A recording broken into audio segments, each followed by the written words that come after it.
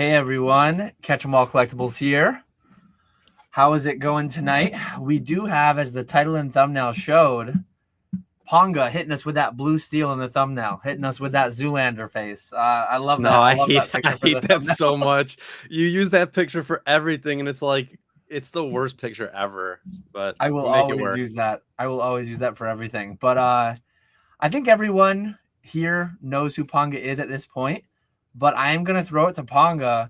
I thought about doing like a question in the title, kind of teasing towards something. But Ponga, you got some big news. You want to tell everyone who you are, what you're doing, what crazy decision you just made in a boom when there's only down to go from here. I mean, there's got to be, right?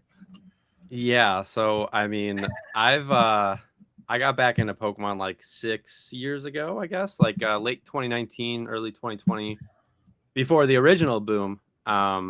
Been back into flipping cardboard, collecting, big sealed collector, of course. But recently just decided to quit my full-time corporate job and do the Pokemans full-time. I was going to do the whole story, and I've been doing it a lot in Discord and stuff, that I was going to stop streaming because I got this huge promotion at work and all that, but you ruined that. So thanks for that. But yeah, I mean, I started streaming for you on Catch 'em All Collectibles, specifically Fanatics Live, October, I think 8th was my first one, right? Sounds right. Yeah, I think the something like that. fourth. So it's been about a year and a half, and then recently, since going full time, been streaming on eBay Live during the day. But yeah, I mean, quitting into the boom. I know what I'm getting into. I anticipate the downturn. I've been anticipating some downturn for quite a while now, but I've really set myself up in a position to where, I can handle a downturn, especially like financially. Making sure I can pay my bills, all that stuff. Working 2 jobs basically for the past 6 years and really hardcore for the past year and a half has put me in a good spot to where I can make this decision. And I specifically made this decision so I don't ever have to think of, what if.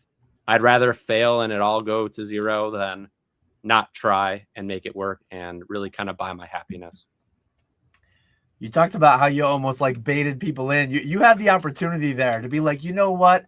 I'm barely like what I'm projecting that I can make today. I will barely make ends meet, but I figure we're early. So when I double my income in 6 months being full-time Pokemon, then I'll be fine. But barring anything but another double up, I will be homeless. Yeah, That's what I you should mean, up for. yeah, you can't lie too much, I guess. I don't know. Downturn coming next week. Sorry, top signal. Ponga quit his job. Yeah. It's crazy the amount of top signals that we've added to the pile in the past 5 years since I've been full time. Thus far, the market's just been able to take them, laugh them off, and then just double 5x, 10x again without too much concern.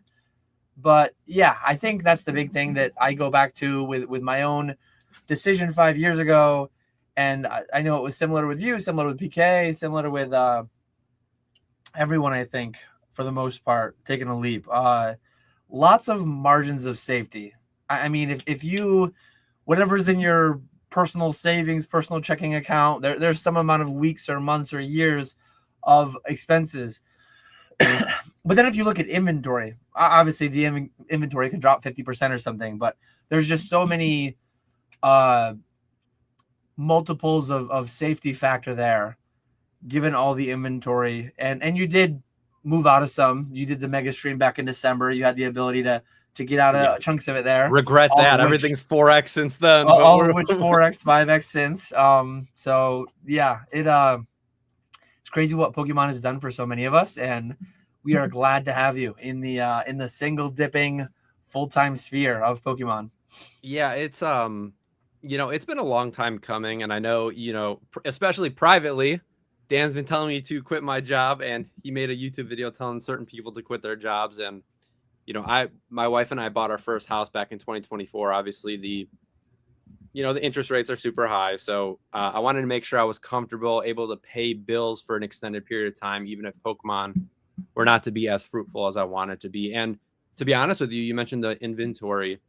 Streaming for the past year and a half, I've basically done 0 personal flipping, and it's just helped me accumulate inventory that, like you said, can go down and have that safety net. So it's going to be different knowing that I need income from Pokemon and not being able to just throw everything on a shelf and accumulate. But I'm excited. It's like almost Pokemon was the side job. Now streaming is the main job, and flipping needs to be the side job. I need to churn on the side as well to have the dual income, still the double dipper status. I guess before I was doing a little bit of triple dipping, but I'm really excited. Yeah. And there's still opportunity to triple dip, even being only like 100% full-time Pokemon. Before I have you go on, before I ask a question here, as always, we're gonna be live for the next couple hours probably. We have a couple beverages, so there might be bathroom breaks here and there, but we'll try to alternate. At least 6 hours. But, I got all the time. Yeah. We're going for at least 6 hours. I've actually got RuneScape up on the other screen, so I'm mining away on leagues. I have to click once every 30 minutes, so it won't take too much of my attention. But yeah, what I was gonna say was like ask your questions in chat. I will start things as we go. As always in my live streams, I think even having a guest, like we should be able to meet that. I answer every question. I answer every question every time. So hit us with the questions. You have me every week. I did skip last week because of our festivities last week, which we'll probably talk about at some point. But try to target him more towards Ponga. Try to target him more towards the crazy man that just quit his job in a boom. Ask away. I'm sure I just made a decision that a lot of people are contemplating in their head. And so I could give some insight on why I was able to do it and my mindset getting to that point. And I'm not a risky person at all. It was a very tough battle in my head to really get to the point where I am. But especially like when you're working a corporate job, when you're doing well in Pokemon, and I have a great setup streaming under Catch 'em All Collectibles, all the opportunities you bring me, the people that are associated with Catch 'em All Collectibles bring me. It's tough to get there. I will say it's tough to finally make that decision and kind of go all in, but we make it work. We do. And I where I was planning to go with that is formerly Triple Dipper. If you're in any if you're in the paywall Discord, the Pokenomics Discord. And speaking of that, Jake was actually live last night, which was surprising. Yeah, dude, I was like, I looked at YouTube and I was like, what is this? Add another top signal. I mean, Jake is back. So yeah, top signal on top signal. But what I was gonna say is like it used to be Triple Dipper. There's ways. There's ways and there's opportunity to kind of double dip, maybe even triple dip in your current setup in the space, in most people's setup in the space. If you want to walk people through what was going on earlier today, you want to talk about what's coming up next weekend, a little bit of double dipping action there. Yeah, so obviously being associated with Dan and streaming, we're able to do these mega streams where we're able to basically auction off high value slabs. So I was at a card show, a local card show, which I typically don't go to. It's actually the first time I've gone to a local show and just buy cool slabs to auction off and get paid out a high percentage on that. So not, Saturday's my off day from streaming, but I'm able to go to a card show, interact with local people and pick up some cool slabs, maybe a legendary collection Charizard that will be auctioned off starting at $1 next Sunday. We love to see it. Love to see it. We do have some questions rolling in. I do like that they are more targeted towards you. I'll take this one first because I think this came in first. Actually, this one did. Is this the top signal? Double dipper now, a single dipper. Yeah, I mean, dad's investing by the pallet. I'm actually actively. I have an open order with one of my dad's buddies. One of my dad's scary. HVAC buddies. He's putting several $1,000s into Pokemon sealed product. He's just fully. Not Arceus take the wheel. He's saying, Dan, take the wheel. Buy me something that makes a bunch of money because I know you and your dad started buying things 2 years ago that made a bunch of money. But yeah, Galaxy wanted to know, Dan, do you feel more pressure now that almost all of Catch 'em All Collectibles is full-time? On that note, on that question, stay tuned because things have been changing at Catch 'em All Collectibles Incorporated. Last week, so much business was done. So much business was talked about. I am so excited for all the different storylines that I can follow and the part that I can be in those storylines. But like, absolutely, it's a little bit pressuring on me. It's a little bit of like added stress knowing that it's not just the little Quaxleys, my little 2 mouths to feed. Now it's a lot of other people counting on this for like a primary income. But I take it personally, at least in this market. Maybe in a year I'll be in rougher shape mentally, but in this market, I take it as a positive stress. I take it as like motivation. I don't wake up sweating bullets like, oh my god, how am I gonna keep the payroll going? How am I gonna? Because it's not that either. It's not like a payroll. It's not I'm paying X amount a month every month guaranteed. I am paying a lot every month, but it's kind of like it's by the stream hour, and it's by, well, sometimes it's by the stream hour, sometimes it's percentage, or all the different setups that there are. But the thing that I feel good about is how many like multiples of safety there are there. I've been here for 12 years. I sold part-time 10 years ago. And I know if I really like grinded it out, I know what I could have done 10 years ago.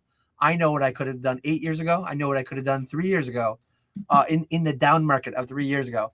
So I just know like how many layers of safety there are, the margin of safety built in. And I feel good about it. I feel confident about it. If and when live streaming were to go away, we would pivot into something else. Like live streaming is the main portion of all of it. That would be the hardest one to have go away. But main thing, like I don't see it going away anytime soon. We're spread amongst multiple platforms, so we have like a little bit of decreased risk if eBay were to just get bought or go away. There's Fanatics, same thing the other way. So yeah, I feel good about it all. So that one was for me. I don't know if you have any commentary on that answer or that question from Galaxy. No, I mean, you covered it well. There's just so many different avenues for us to make income, and there's just so many levels down that we could really handle. I think a lot of us are kind of, in good positions, and we've been smart with our moves over the past 5 or 6 years, especially like the people that are just going full time. They've been basically working 2 jobs for the past several years. And a lot of that money's just been banking and going into more inventory in Pokemon. So there's a little bit of a safety net there. And I think a lot of us kind of live below our means as well. And we don't live some fancy, Ferraris in the driveway, all that kind of stuff. And so we don't really need all that much to live our lives and pay our bills and kind of just make ends meet. And I think most of us do have some sugar mamas as well. So on that note, that's a very good pivot. One yeah, last thing is like, I know what I used to make. I know what I make today. I know what PK and Ponga, and I know what most of them used to make, and what they need to make to get by, and what they could be making today in today's market. And like, there's just so much room for things to go down. There's so many opportunities, and some of them might be being taken on by Ponga in the coming months. But like, there's so many opportunities, platforms that I have access to that I'm not doing anything on. So you might see Catch 'em All Collectibles through Ponga, through other people. Maybe you might see Catch 'em All Collectibles take on a couple more things, because I still do have an ability to source a lot more than I have the ability to sell. and But I also think anyways, like between all of us as well, like there's just like that ultimate trust factor. Obviously, we've hung out with each other in person, we know each other's families. We'll make it work, and I don't think any one of us are like super selfish to the point where no. it's like, I need all the hours that you can't stream, you can't do this. I need to fulfill this for Dan. And so I think worst case scenario, we'd all really make it work to make sure we're all in good positions. And most of us are like all best friends. So like it's the Yeah. best. We get to do something we love with people we love. So it'll all work out. And some people say that. Some people say don't mix business with pleasure, and like that's the worst thing to do, is to go into Yeah, business with sure. people that you're friends with. And Sure. if and when things get dark in the market, I'm not like, things could get dark. Hopefully that's Yeah. not the case. I think I know everyone quite well, and again, like I think everyone has room to like make a lot less than they're making today. And but mentally, like, you don't know what that's going to be like until you're confronted with it. So I Yeah. quit my job 5 years ago. I thought when I quit my job, I knew I was quitting my job into making double what I made it as an engineer. But I thought I was going to make less like the following year. Like my second year full time, I thought I'd make less than my first year. Every subsequent year, I've made more money. Some year that trend will break. I don't know when. It doesn't look like it's breaking in 2026, but at some point it will. And I I know mathematically I could take a 50% pay cut and be fine. But like mentally, can I? I'm quite confident I can, but I've never taken a 50% pay cut in my life. And if 8 of us are taking a 50% pay cut altogether, statistically speaking, is one of us going to be able to not handle that? Or are we going to go 8 for 8 and everyone's going to be fine? And we're going to pivot? I hope that's the case, but you truly can never know. But you did talk about Sugar Mama. So Galaxy wanted to know, do you have the elusive Sugar Mama situation that so many of us do in the space? Yeah, so I've been married for a little over 3 years now, and so I'm able to go on my wife's insurance, which was, important number one, right? Like I have really good health insurance through a big corporation, so that is really important, and that was really important to me. But yeah, my wife does have income. She works that corporate life and provides that little bit of a safety blanket for us in case things don't do as well. So yeah, we are dual income, which is really nice. And I know with me, I'm an open book, and I don't know how deep you want to get if people start asking more particular questions, but I'll put them on the screen, and if you want to answer them, you can answer them. Yeah, we don't have kids, and we don't plan to have them in the near future. And it's not a no, but it's not a yes. So That's a thing in like the finance space. I used to frequent a lot more like the personal finance subreddit and Mr. Money Mustache forums and some different places like that. Dinks, dual income, no kids. we make It's a that very joke all the time. powerful. It's Yeah, like it's the battle mentally where it's like, yeah, it does sound nice to have children, but at the same time, it's like having the financial freedom to basically do whatever we want, the time to do whatever we want. And yes, that does sound selfish at some points, but I also don't want to have kids just to have kids. I want to make sure that I actually want them and that I'll love and take care of them as to the best of my ability. So we're still relatively young, so it's not like a super pressing decision. So maybe sometime in the future, but not currently. yeah. iPhone's out here trying to source a sugar mama. Plus Definitely something EV. that you want to. Plus EV. Yeah, plus EV if you find the proper one for sure. Um, Yeah, insurance was going to be the next question. I know there's a couple people in this space. Now that Nick's back on YouTube, it would be interesting. And I don't know if he'll ever do it or not, but Nick, if you're out there listening, Java's in a similar situation. Being full-time Pokemon without a sugar mama, what does the insurance type situation look like? I've looked into it a little bit, but honestly, my wife being a teacher, that's one of my biggest gaps. Like I know it's right on your W-2. Like my wife's employer sponsored health insurance that she has, $30,000. That's what they pay. Plus my wife pays some. She doesn't pay much. Maybe she pays $1,000 a year, $2,000 a year. So our family plan that we're on is functionally like 32 grand a year. That's over $2,500 a month. That's more than double my former mortgage. That would be the biggest bill by far that I've ever had. Is it something that I could swing in today's market with my income to like? Absolutely. Is it something I would want to? Absolutely not. It's something that that really factors into like she's a teacher that only makes 60K or so, but she's functionally 90K, almost 100K with that 30K a month or 30K a year health insurance situation. So Yeah, and yeah, like when you look at that at like the surface level, you could get insurance that's more affordable. But if you're used to working for a big company, a lot of them have really good insurance policies if you have prescriptions, anything like that. Or, you know, the key thing about insurance is having that wipeout, right? You get in a car accident or you have some surgery you need, and a lot of those cheaper insurances might not cover it fully, and it kind of ruins you, right? And so, having that safety blanket of my wife working for a large company that has really good insurance, to your point, might pay $30,000 out of their pocket. That's really nice. Especially if you have a family. If you have a family, kids, all that stuff, insurance policies get super dark if you're doing them on the open market. And again, it's not something that I've delved too deeply into, but I'm like a finance enthusiast. I've listened to hundreds, thousands of hours of finance podcasts, and I listen to CPAs and CFAs talk about all different kinds of things. One nice thing about if you do have like a high deductible healthcare plan, if you have like a catastrophic policy, which if my wife ever, and I told her if she wants to leave work, like she can be done working whenever she wants with the way that we're set up right now. I told her to give me like 6 months notice though.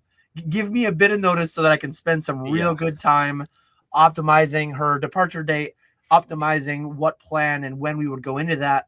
But if you have a high deductible health plan, or like a catastrophic policy, I want to say that I could get something for like a few $100s a month that would basically be like get into a car accident, $1 million worth of surgeries. Yeah. You would be covered for that. You wouldn't go bankrupt. But if and when you had, like a few years ago, I had my appendix out and that was like 50 grand or whatever. I think some of these policies, their deductible is like 20 grand or 25 or 30 grand. So the first 30 grand every year you would pay fully out of pocket. Yeah. It sounds scary, but you know what's scarier?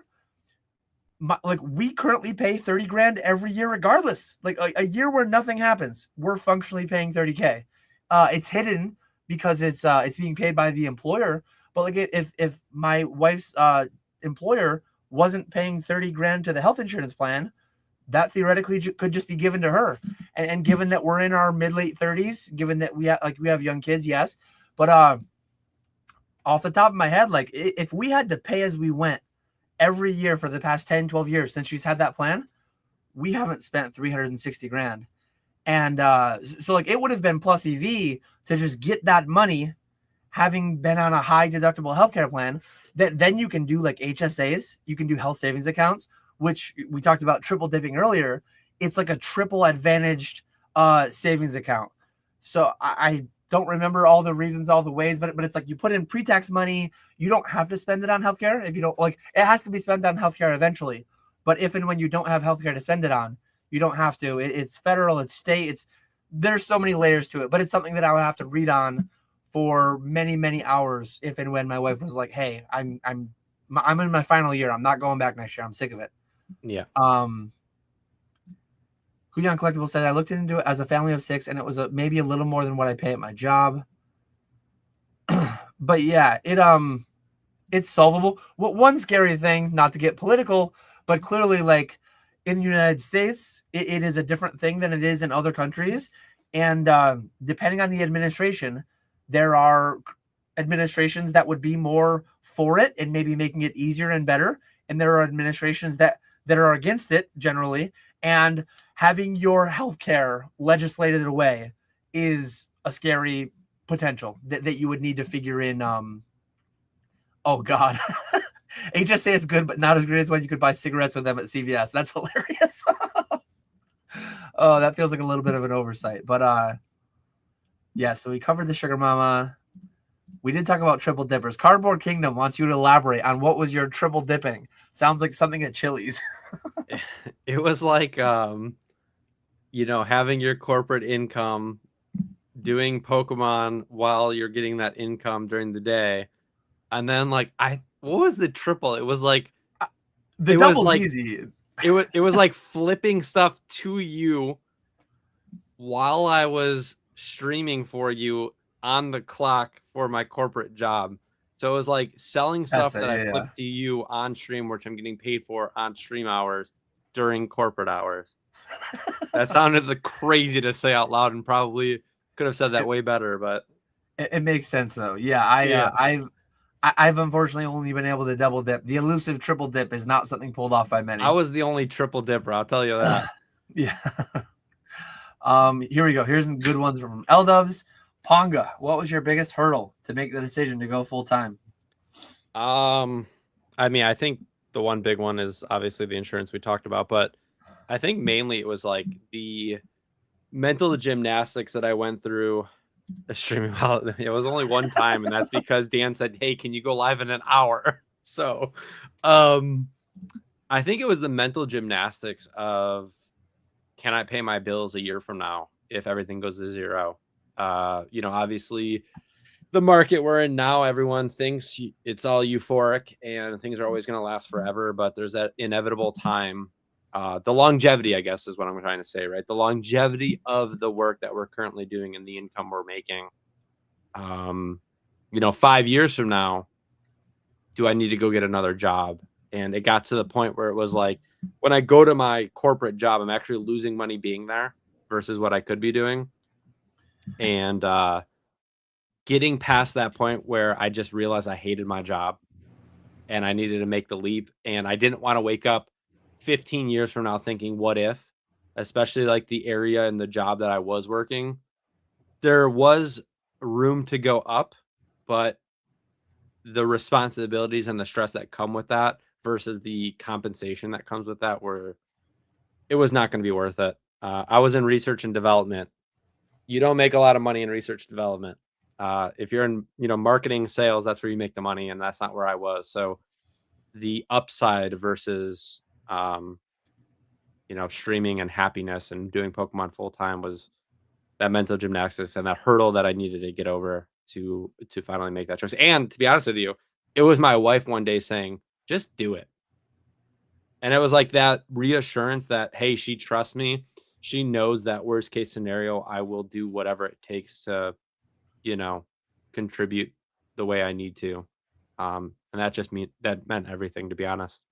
Having, because, when you bring it to your spouse or your significant other, right? It's like, oh, well, I'm just going to support him no matter what. But when she tells you, hey, I think it's, you want to do this, that's what really, got me over that hurdle. So a lot of rambling, but the financial security, the insurance safety net, and working 2 jobs for the past 2 years kind of put me in a spot where it was worth the shot. The biggest thing that always got me was that, like, you did not like your job. I liked my job a lot. Hold on. So I felt like I liked my job until I knew there was an out, right? Then it was like, you notice all the annoyances, and I do appreciate my job. It's not like I'm bad mouthing it, right? Yeah. But when you know that you could be doing something that 100% you're going to be happy doing it, that out really made me realize that it was go for it. Yeah. No, that's not what I'm wait, hold on. That's not what I'm saying at all. That was no. I'm actually interested. I feel like I've heard some of this, but I guess other people might be other friends in real life. Did you just kind of like spring it on them? Are there any like close friends that you confided in several months ago? Parents, aunts, uncles, cousins, like just your support system outside of the house. Like, what was the journey through that? And like, what were people thinking? What were people saying throughout? Yeah, I think talking to my parents was really helpful. My mom's been a small business owner her whole life. So for the past 35 years or whatever it's been. So she kind of gets it, having that freedom. And my parents were super supportive. I went to school, got a really challenging college degree, and had a really good job for 8 years of my life. Good performance, all that stuff. So there was a little bit of a discussion there are you sure this is what you want to do? And I'm really lucky to have, that supportive family and friends that just said, dude, do what makes you happy, and you'll figure it out. So that was super important. Here's one too. What's the end game? So like 5 years, are you planning to just crush it as hard as you can? If the market crashes and burns, you'll just be off into the sunset? Or is it like if you can't get 40 years out of this, you're going to be going back looking for employment elsewhere? Yeah, so that, I mean, I touched on it a little bit, but that was a huge hurdle as well. Like 5-10 years from now, I'm doing well, but I'm not doing well to the point where I don't like, I'm going to want income 10 years from now, at least some current projections. So yeah, that's a I don't really have an end game, to be honest with you. I kind of want to ride this wave as long as I can. Hopefully 20 years from now, I'm still able to do Pokemon full time flipping. I don't know if streaming will be the thing. If your business has ever taught me anything, you got to be able to pivot and make things work. So yeah, that's a tough question. I don't know if there's an end game. I want to do this as long as I can. And if I could buy 5-10 years of happiness and it all goes to zero and I have to go back to the corporate life, if that's what I have to do, that's what I have to do. So it's I don't want to do that, but we will if we have to. Yeah. I'm not like a 5-10 year down the road kind of planner, especially with jobs. Yeah, that's a tough question. It's hard because you can't forecast it that far out. You just don't know what it's gonna like. I could have stayed at my job and been replaced or something. Like, I don't know, right? So how do you even plan for that inevitable boot that you get kicked out the door? You just kind of have to mentally be able to adapt and make things work. And like I said, I have a really good science college degree that I could always fall back on and make it work. So this one's pretty much the similar. I'm close to quitting the day job, but not there yet. What was the signal for you that made you make the move? Pretty similar to the other one. I don't know if there's any way that it was asked different that inspires you into some different answer, or no, I'll keep it short. I was losing money going to work and doing work that I did not enjoy. There we go. Concise, which I am not. I've been rambling for the past 20 minutes. What are you talking about? Following your start 100K business steps and been going hard for a few weeks now. Picked up my first 2 collections this week and vending my first show next week. One day I'll go full time. Love to see that. Love to see that. I actually, I don't know how long it's been since I made that video, but I did mention that I'm going to follow up. I'm going to do like accountability buddy, month 1, month 2, month 3, check in. Hey, how far are you guys down the list? What's been going on? Hopefully, I know that I've been hearing some in the DMs like from some people. Not that they took the leap only because of that video, but some people that took the leap shortly after, shortly before, plans that were already set into motion. It's really fun and interesting to follow along other people's journeys. What's the plan to do with the extra 40 hours a week now? So you lay out like what was your average amount of time, and we know some was double, triple dipping, but like how much time were you when you were full time? How much time were you doing Pokemon a week? And then like what's going to be the new schedule roughly? Yeah, so the corporate job was somewhere like 8 to 4 or whatever, 7 to 5, like, it varies. Obviously it's not hourly, so whatever, but roughly 8-9 hours a day. Before I was streaming Tuesday nights with our instant rip streams from about 7 p.m. to 10. So I would work, 8 a.m. to 4 or 5, and then have dinner with my wife, spend some time with my pets, and maybe watch a TV show, and then go stream from 7 to 10. And then I would stream Thursday nights. So I would do the same, start time with the stream 7 p.m. And a lot of times, especially like nights where we'd open a lot of packs, like I'd stream from 7 p.m. Central to 2 a.m. and then, or 3 a.m. and then go to bed and go to the office in the morning at 7 a.m. And so it was definitely challenging. There were some times I'd come home on Friday after work and just sleep till Saturday. But that's, what I was willing to sacrifice to get to the point I am today. So yeah, I was streaming 3 nights a week the past 6 months or 10 months or so, 6 to 10 months. I don't remember exactly the time period. And then basically my whole day Sunday was a work day as well. So that was pretty challenging, missing family birthday parties, especially for, nieces, nephews, all that kind of thing. A lot of times you have that on Sunday. So I would miss those things. But having extra 40 hours a week, this was my first full-time week. I definitely had less time now than I did when I was working 2 jobs. There's several factors that go into that. There's a lot of things going on currently this week, but I don't think I'll have much more time, especially, one conversation I had with my wife, like the first 6 to 12 months of me being full-time, like I got to do what I got to do to put myself in a situation that we're going to be successful. So there's kind of a grinding factor that needs to be done. So there's definitely not more time. There's not more time. How's it going, Mr. Spat? Hi, Splat. Another one streaming under the Catch 'em All Collectibles umbrella. Nice to see you in here. L Dubs wants to know, Ponga, what type of plays flipping do you plan to do on the side, like greeting plays, vending, flipping raw, sealed? Any specific plans? I'll continue to do a lot with like my sealed stuff. So for the past 6 years, I've been mainly focused on sealed. Obviously it's worked. I don't expect it to always go up, $300, I guess, phantasmal $400 and something booster boxes. That's never been the plan, but I was buying cases of Fusion Strike for $500 too, right? So that's always been like a passive income. I do think sealed does well for the most part over time, and I'm willing to set it back if I have to. And just kind of liquidating that stuff over time, especially when things appreciate a ton.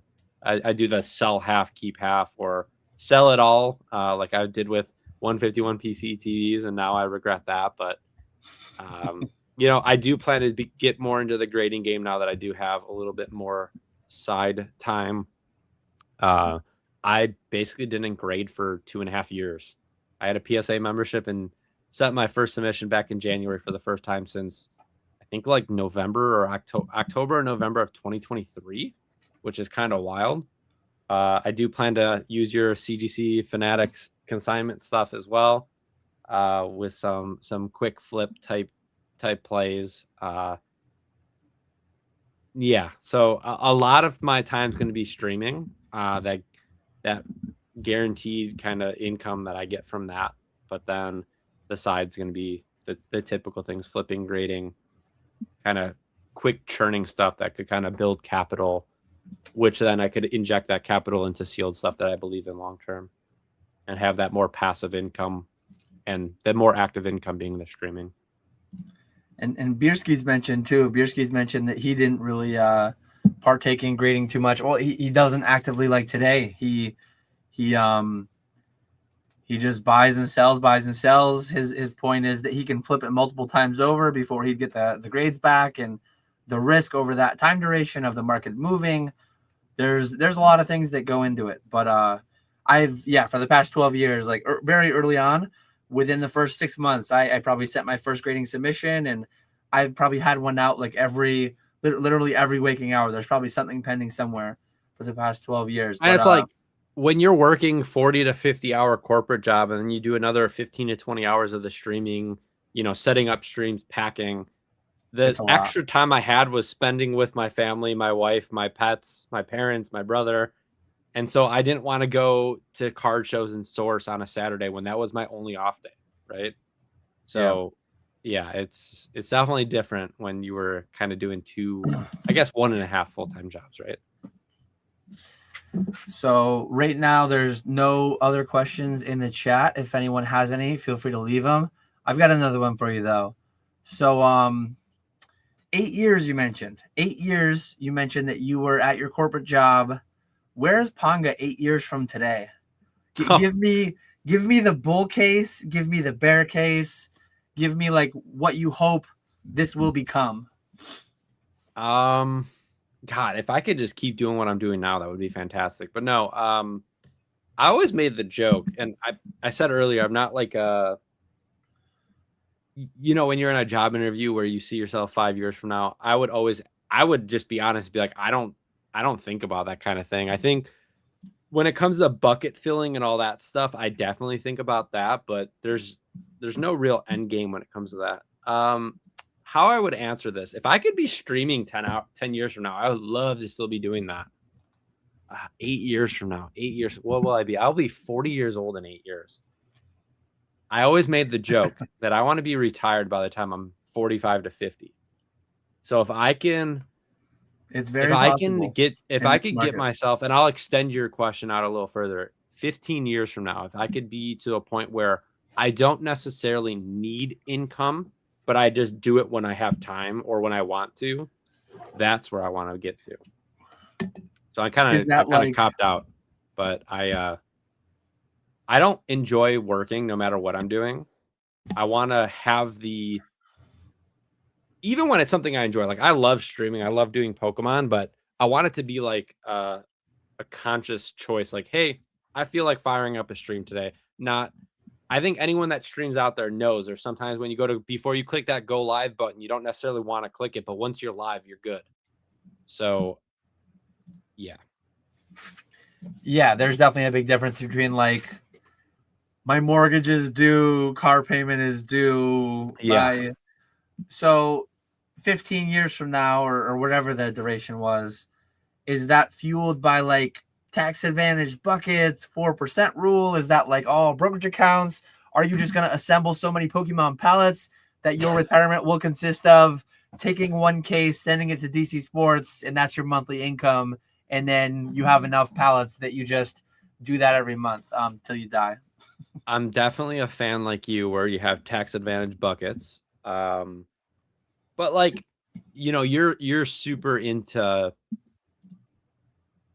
the 4% rule, all that stuff. Like, I don't really look at that stuff. I just try to get that number as high as I can while I'm doing it and don't really actively manage it. Money goes into there. It's all maxed out every single year. And what that number comes to, when I get closer to that time period, I think I'll think about it a little bit more. But yeah, I unfortunately, when it comes to future, I've never been a huge planner. So I kind of like to just wing it. I think a lot of people's plan or dream in this space is like LGS. Is there any aspirations for like LGS or whatever other thing to take over the space? I feel like right now would be super tough, at least with what I think my streaming schedule would be. Now, if I can be associated and be involved with an LGS that I own and someone else more actively manages, or I could stream from there type thing. Yeah, I mean, it's a little bit attractive, but especially where I live, like the overhead's pretty high and the risk Yeah. kind of amplifies from there. And so I would have to be really set and yeah, I don't know. That's a tough question. When I got back into Pokemon, I never really wanted to open a store. I think a lot of people that have opened stores, that's been their goal from the start, and they've really always been working to that. I'm pretty content with just working from my home and seeing what I could do from here. But yeah, I mean, if the opportunity and it's the right choice, or if the right opportunity comes where I can open a store and have people around me that I could trust to help me run it. Yeah, I mean, I'm open to basically anything. Mm. Yeah, like you said about me, if you would ask me 5 years ago, I'm sure I have my thoughts out there in live streams and videos and Yeah. what I thought it was going to become. I thought I was going to take over the world through the funnel of Troll and Toad Evo, and then here we are. How's it going, DJ's Poke Center? We got DJ. a DJ's Poke Center raid. Appreciate you sending everyone over here. It's interesting because I never watched DJ stuff, but when you were on the channel, I enjoyed it, so I started watching him. So keep going at it, man. You're really scaling, and it's really cool to see you. You're live like every day, which I is was gonna awesome. say that he is a machine. Now that I'm full time, I need stuff to watch when I'm packing and setting up streams and doing all that stuff. So keep it going. I specifically, a couple of years ago, I used to not watch new people, but I've really gotten into more, exploring the content that I do watch. And yeah, you make some good stuff, and really happy for the success that you've had so far. I've tried to like consciously get myself outside of the little bubble that I've been in, because like I love everyone that I am like tight with, Yeah. but it's like I get into a cycle of just watching all the same people, and I was never really like branching out, expanding my my network or whatever. And I've been really happy that I've done it. Like I've gone on some great channels, met some new great people locally too. Like I'll use Grimer's comment here to pivot into this conversation. But like I got kind of stuck in this loop of always going to the collecticons with the same people, and again, great people, not like coming from a place of regret, but it's like I go hang out with the same people, have the dinners, have the section with the same people. And I've tried to, like, the past year or two, I've tried to consciously step outside that some, still hang out, talk with all those people, but engage with new people, broaden my horizons, all the corny sayings. And last week, last Saturday specifically, I went to the local show, and there's so many people that, like, I met for the first time, so many people I want to follow up with, because instead of having to fly 1,000 miles, 2,000 miles to go see everyone, it would be cool to just have some people locally that I could engage with and do business with and talk Pokemon with on a more frequent basis. Yeah, and last week made me realize that I would much rather go to a local show than Collecticon. Man, I didn't realize how much I hated going to Collecticon, like the actual show aspect of it. Yeah. And especially like now, it's not the way it was 2 or 3 years ago where you could get some good deals. Now everyone wants, 110% of Card Ladder, and they know what they have, and they're all smarter than you. And just the sheer amount of people at those things, it's just, these local shows have been really, really fun. I didn't make as many connections as I wanted to today. People were kind of, when you make connections, like, oh, like you buying stuff, you're chatting about what you do. But so people were so focused on Chicago Collecticon next week that they were just focused on buying and kind of more in that business mind. So I didn't make it, but just showing your face, getting your face out there. I bought some stuff from some people and got them out of some cards. And I'm super excited to kind of make those connections locally. And especially with streaming, like, local connections could help you source inventory. They could help us source for our mega streams we have. They could, if I want sealed items, maybe they have distribution, and that we could build a relationship where I buy from them every single release, things like that. So it's really helped me. Last week really helped me get to the place where now I want to go to a show every week or every couple weeks and just see what there's out. I mean, I was at the show today, super small show, middle of nowhere at a school, and there's gold stars, there's legendary collection, there's first edition Blastoises, it's crazy. It's crazy. Yeah, it's it was eye-opening. I went to 6 months ago or so, October, I went to a collector fest out in Syracuse at the fairgrounds. It was toys, it was sports, it was a little bit of everything, but they had a Pokemon section. I saw WotC boxes, I saw gold stars, I saw Moonbreons. It's like, holy crap, like, people are doing business right here in my backyard. And then I went to big business too. Big business. Yeah. I went to a dinky one. Like, I went to a tiny one at a local little, like, it's almost like a microscopic version of Frankenstein's. It's like an antique shop, and they've got like 100 different booths in there. And in the back, they have a little bit of a space where they had like 12 vendors set up. But again, like, some of the vendors just had really good stuff. And one of them I talked to, he was local, and he had ran a shop for like 20-25 years. That shop's actually available for sale right now. So I said this last week. I said this when the whole team, when all the guys were there. It's like, I love you all. You guys are amazing. You guys are great. But you're so far away. And it's like, I don't think you guys are like unique, myself included. Like, I think there's Pongas within an hour of me. I think there's Beerskis. I think there's Spats. I think there's Skies. I think there's Phrase that a different way. Grimers, Phrase that a different way. What I'm saying is you're replaceable.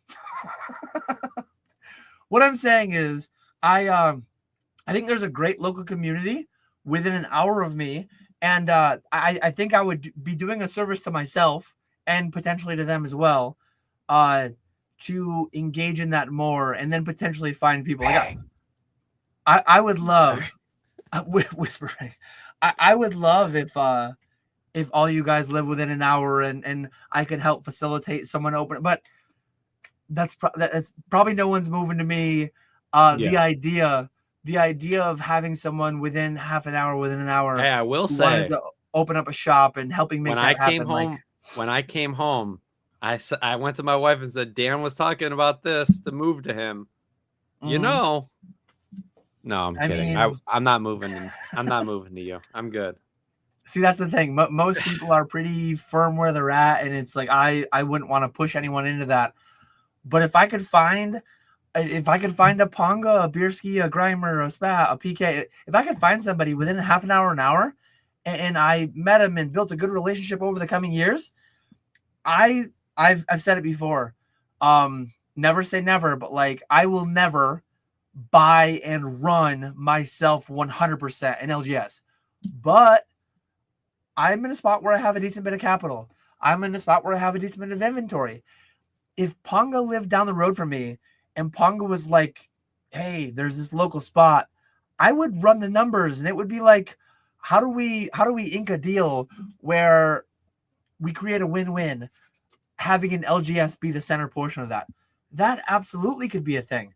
But can that be a thing when these guys live a 5-hour transit away, drive Yes, to it the can. airport, fly? Like theoretically, but it's a lot harder. And Logistically, then it's I a little don't get tougher. all the benefits of it. Like if I could fill up my minivan and drive half an hour to the LGS and then just like consign a bunch of stuff, like there would be some win-wins going on right there Yeah, if that were a thing. I think the way you phrase it's funny. Like obviously we're all replaceable, but I wouldn't put it in the way like you're going to replace it. It's in addition, right? That's Yeah, local. yeah. That's I, super beneficial. I said it very strategically, intentionally, poking fun. I Like know. I, Hey, um, I want you to replace, especially me and PK that sell your stuff. I want you to replace us with that trust factor. Good luck. Good luck yeah. trusting people. No, I definitely tease with that. I had a lot of great conversations last week, having everyone in. I think I named everybody: PK, Ponga, Bierski, Grimer, Spat, uh, Skya, Java, OSP. I didn't miss anybody, did I? I don't I think I don't missed think anybody. so. It I was don't think eight, so. eight, and then plus me was 9. Um, Great guys. I definitely, going back to the question earlier, how much stress, how much concern, how much worry is there over? I It's not gonna come from me. I'm not gonna troll and toad Evo anyone. Barring some major life, health, whatever thing outside of my control. I'm not gonna, oh hey, you know what, guys? I found a new friend, shiny new toy local to me. He wants to stream, he wants to do LGS. Like it's been real. See you guys later. Like that is not coming. I definitely feel a responsibility I feel like we have and some have a leverage bond. on you replacing us. Like, come get your Uh, stuff, dude. Come get your stuff. Good luck. Especially with UMPK, this is something that I said. Like, you guys have some margin of safety, given that one, like, I'm not going to share private conversations, but like, I'm a man of my word. And even if I wasn't, you guys have collateral. Like UMPK, especially, if I cease to be a man of my word and I tried to pull one over on you, you guys have collateral to the extent of like, quite a few months, years worth of income. So yeah, I think it's like, mutually assured destruction. We have like a nice Yeah, we could we tear both each got the other down. warheads and Yeah, we yeah, both got we're the good. warheads and we're not pressing that red button. Yeah, we're good. I uh think we're all happy with the situation we're in, and yeah. we're all wanting to, you know, propel ourselves up, not rather than tear each other down. So, yeah, maybe one day we'll see. Hey, maybe I could um program a robot to stream for me. Sounds pretty nice. I mean, if one person were to replace you guys, Ethan is on the short list. Wait, hold on, Ethan, if you're listening to this right now, if you want to replace me, I'm not even gonna Couldn't argue. even be Go ahead. mad. I mean, Ethan's the No, goat. He he crushes. like he crushes. And like it's really cool to see his excitement being at the show and making deals, and you could really tell he enjoyed it. So Mhm. shout out to Ethan. He's gonna Ethan's be a real one. yeah, he's gonna be a force to be reckoned with in a couple of years. And Oh, for sure. Ethan, if you ever want to take advice from an idiot, keep doing what you're doing. Oh man. Okay, so we got some more. We got some more questions to start. I'm going to start working through them. You don't even collect says if you could have steady/secure income in the Pokemon realm without streaming, would you want to do that, or do you just love the entertaining, being the entertainment, streaming, all that? Like almost the way that I take it is like, would you want like a corporate type job in the Pokemon space, cardboard space, or Yeah, I even mean just non streaming? that's a good question because my stream style and what I would want to watch is just a normal dude hanging out, talking about whatever. Mm. And so I wouldn't necessarily say my style's entertaining, screaming, all that stuff. Like my signature things to do the whisper bang. Bang. Because I don't scream, I don't yell. Obviously, you pull a God Pack, you get a little loud, whatever. I'm not gonna yell at you to bid on stuff, all those kind of things. But yeah, I mean, that's always, and I didn't really touch on it before. If streaming goes away, I think it'd be awesome to work a more corporate-y TCG Pokemon related job because I love this stuff. And obviously there's downsides when it comes to corporate-y kind of workplaces, the hierarchy, not really being able to, I'll say it the short way, talk back to your superiors, all that kind of stuff. Yeah, I mean, I'm definitely open to that. And I've talked to Dan about that, just full transparency. Like if this all went to zero, like I would love to work a corporate TCG Pokemon related position rather than going to, my science background ever again. Mm-hmm. It's a good question though. It's a good question because I feel like a lot of people, they leave the corporate life and they never want to go back. But if you could work the corporate life and still incorporate the thing you love into that, I think there's, pros to that for sure. Cause you're going to be more, and I always made the joke about it on the corporate job. Like, are you actually passionate about your job? Like, I don't believe you, but Yeah, when it's Pokemon related, I feel like you definitely can be more passionate about a corporate position. I knew some people at my former employer that were like, they were I don't believe passionate them. about it. I don't believe them. No, I don't They believe it. were. My former president, he was so good. Well, President, so CEO. let me backtrack though. When you're a president or whatever, like you're getting, I think there's a compensation aspect to it that makes you a little bit more a little more passionate about your position. When you feel like you're being undercompensated for something that you're really contributing to, that passion becomes a more, it's a tough mental hurdle to get over. To like you could love something and be super passionate about something, but if you're not really compensated financially or emotionally or whatever, it's kind of tough to get past that mentally. Sorry, Yeah. go ahead. I cut you off. No, you're fine. He cared a lot. Like, they say we're a family, all this and that, and like he meant it. He one of the things I've definitely mentioned this. It's probably been a year or two since I mentioned it, but he used to have what he called anniversary breakfast, anniversary lunch. I started in July of 2011. So every July, I would be invited to sit down and have lunch or breakfast with the president of the company. And it was like I was at the end. I was an engineer, so like I was only a few steps away from him. I would engage with him to some extent. Like he knew more of what I had going on.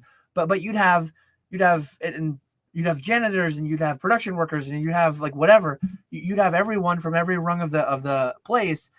And I had some camaraderie to some extent with the other July people, right? I'd see them once a year, and he'd follow up with like, "Oh, how'd your dog's operation go? How's little Julie doing? Did she graduate high school? Where's she going for college?" And the information that he'd retain and how much he seemed to genuinely care about the people, it was mind blowing. Yeah, and I think thousand people in the company when I left.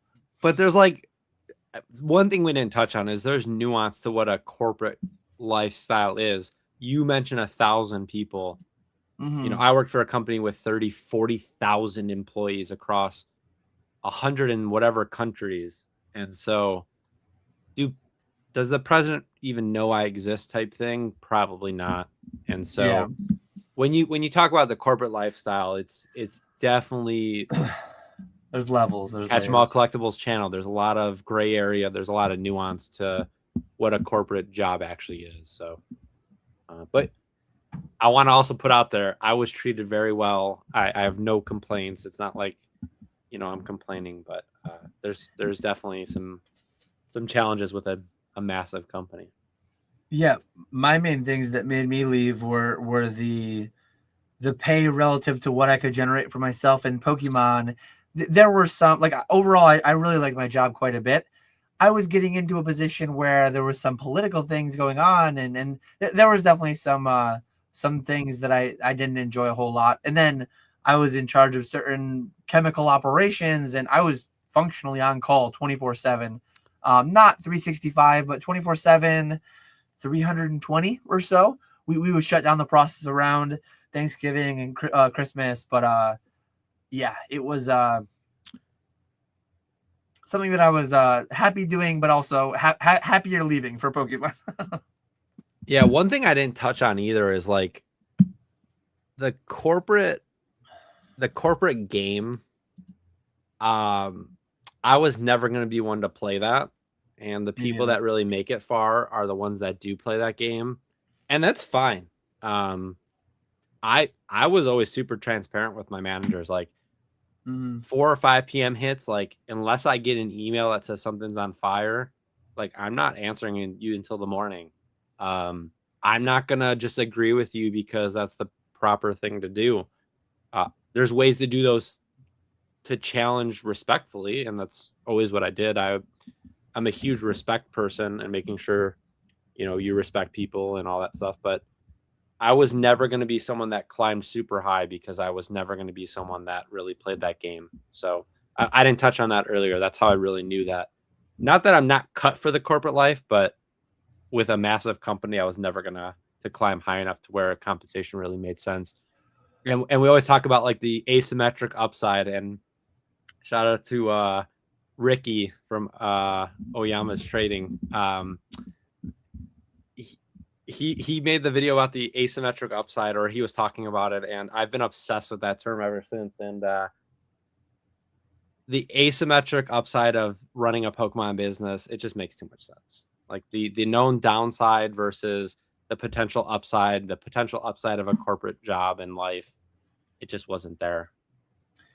Yeah, I had some coworkers, like my boss is a position that if I did well over the next 15 years, I could have potentially been in my boss's position.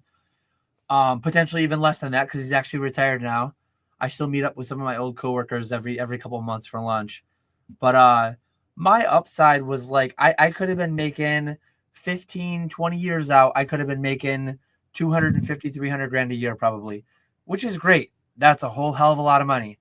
But I am in such a good spot to be able to say this. Like, it's less than I'm making today, semi-substantially. Like it's crazy to be able to say that. But the downside is low. To be fair, like I guess depending on how deep you want to get into it, the downside isn't even necessarily lower. I could have been laid off at any time. The company could have went bust. Like the downside is functionally zero in either regard. The only thing adding to it is like gray area, blah blah blah, nuance. Some people are safer in their corporate jobs, some people aren't. Some people feel like they're safe, they're actually not. Are you actually making enough money? Are you a high enough position where a layoff even makes sense? They're probably going to cut the higher end people, and that actually happened at my job early this year. They just cut a whole line of people.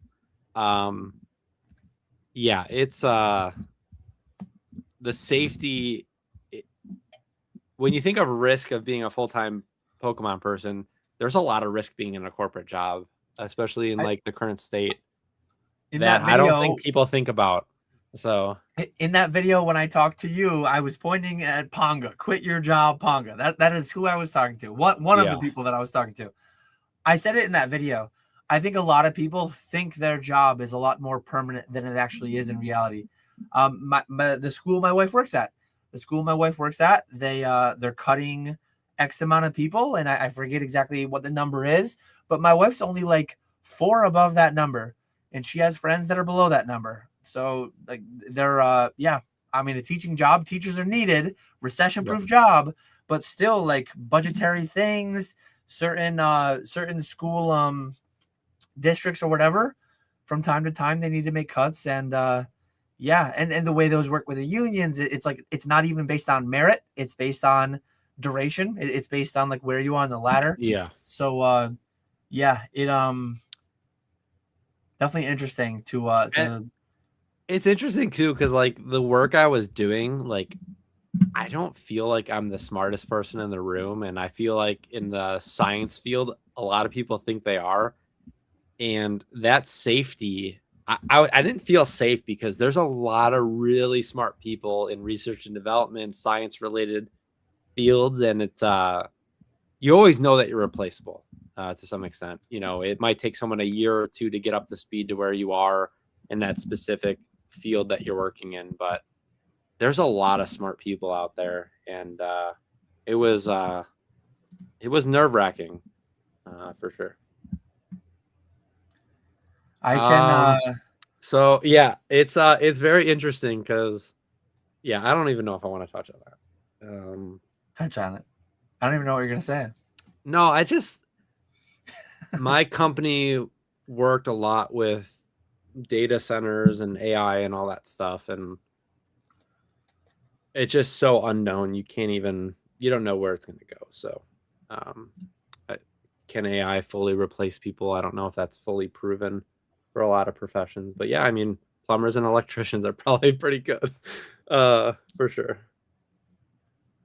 I might be running way too far with it way too fast, but I truly think in the next 50 years, which hopefully is within my lifetime, I think within the next 50 years, over half of United States citizens will not have a job. Like we will go beyond some efficiency horizon. Like we had the industrial revolution and we had the data revolution, whatever you want to call computers and all that stuff. I think like we're already almost there. There's so many people in the corporate world that work 40 hours a week, but they're working 8 hours a week. So it's like we're already there. We Yeah. just haven't societally made the shifts economically, socioeconomically. We haven't like made the shifts to compensate for that.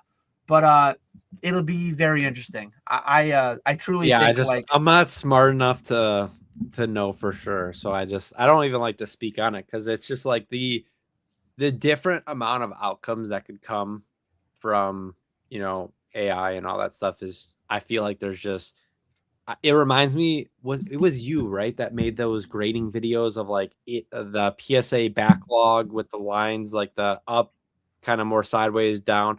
Like yeah. I think it could go in so many different directions in the future Oh that yeah. it's like I don't even know how to tackle that kind of question or really know what 5, 10 years, 15 years. Like I quit my corporate job and I'm full-time Pokemon, but who knows, 5, 10 years from now, it could just be a computer that's auctioning cards and opening packs for people. I don't know. I think I Yeah. saw Galaxy talking about digital rips. Like, can an AI person just be on the screen opening your digital rips? Like, why am I needed? Right? It's well, Yeah. I'll worry about that when we get there. Right? I'm just Yeah. gonna do what I can to position myself to be irreplaceable. I guess I don't know. Let me pull that up on screen because I did have that Yeah. one starred.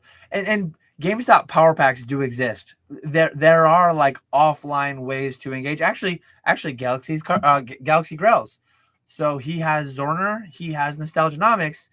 If you want to go in with them live, you can engage. Alex Zorner can click the button, but what's it called? Galaxy Growls Global or whatever. You can go in right now. If I don't know, maybe Alex or Zorner is live, but you can go in when they're not live. Looks like Alex is live doing rip and ship though, so I don't think they're doing it. But yeah, so there is a way to do it without the community, without the streamer engagement, and AI has gotten to a point where I think I could take like 20 hours of my past live streams and just funnel them in. I think I could create a fence setting robot that would just mimic me and do the same thing in a Q&A So and like, probably not even be noticeable. first of all, I'll give Galaxy all the free ads he needs because he is crushing and he has a very good product. Yeah. I am buy in on the Galaxy stock. But yeah, I mean, the future of digital rips, obviously, we're people that have some bias when it comes to it.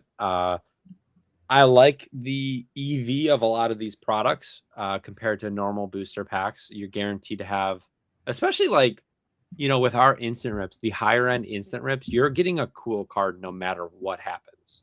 Your downside is 80, 85, 90% of what the pack cost is. That's pretty good, especially when you think of what that upside could be. A poncho, shining Charizard, blah, blah, blah, whatever. Digital rips is super interesting. I really specifically like what Galaxy is doing, where he has limited packs. And what limited packs really do for you, if there's 50, 100 cards, it makes everything feel attainable, and it makes it so there are plus EV upsides, where if it's $150 pack, sometimes that EV is 200, sometimes it's 300 based on what's available in the pack.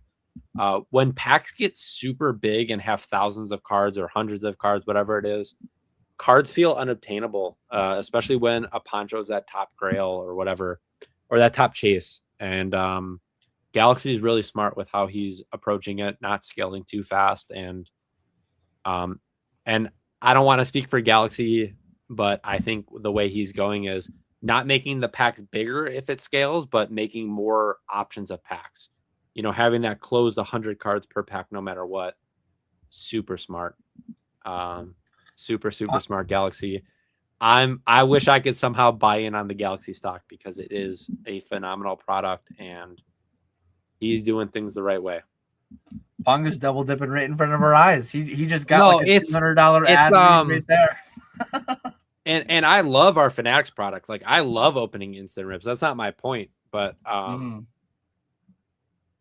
I love when streamers open the packs. And once again, I'm biased. I do it. So take what I'm saying with a grain of salt. But people go to Rip and Chips and live streams because they want interaction and they want to feel that community sense. And I think when you have a super knowledgeable person open the packs, Zorner, Alex, they can give you a story about the card. You open some niche Japanese card that no one's ever seen, and you can talk about it, how it was distributed. PK is phenomenal at that. PK's got the knowledge base. Try not to go over 200 cards. Yeah. But, if you're just opening a power pack, you're just seeing a card flash on your screen and you might not know what the card is. And then are people actually going to go research it? No. They just want someone to tell them in 5-10 seconds why the card's cool. And it's like, and not speak BS, right? Like, when I pull a bad card, I literally say like, oh, this is probably not what we wanted to pull. Right. Yeah. So it's it makes me think of interesting area. It makes me think of last week, like us being at the blackjack table.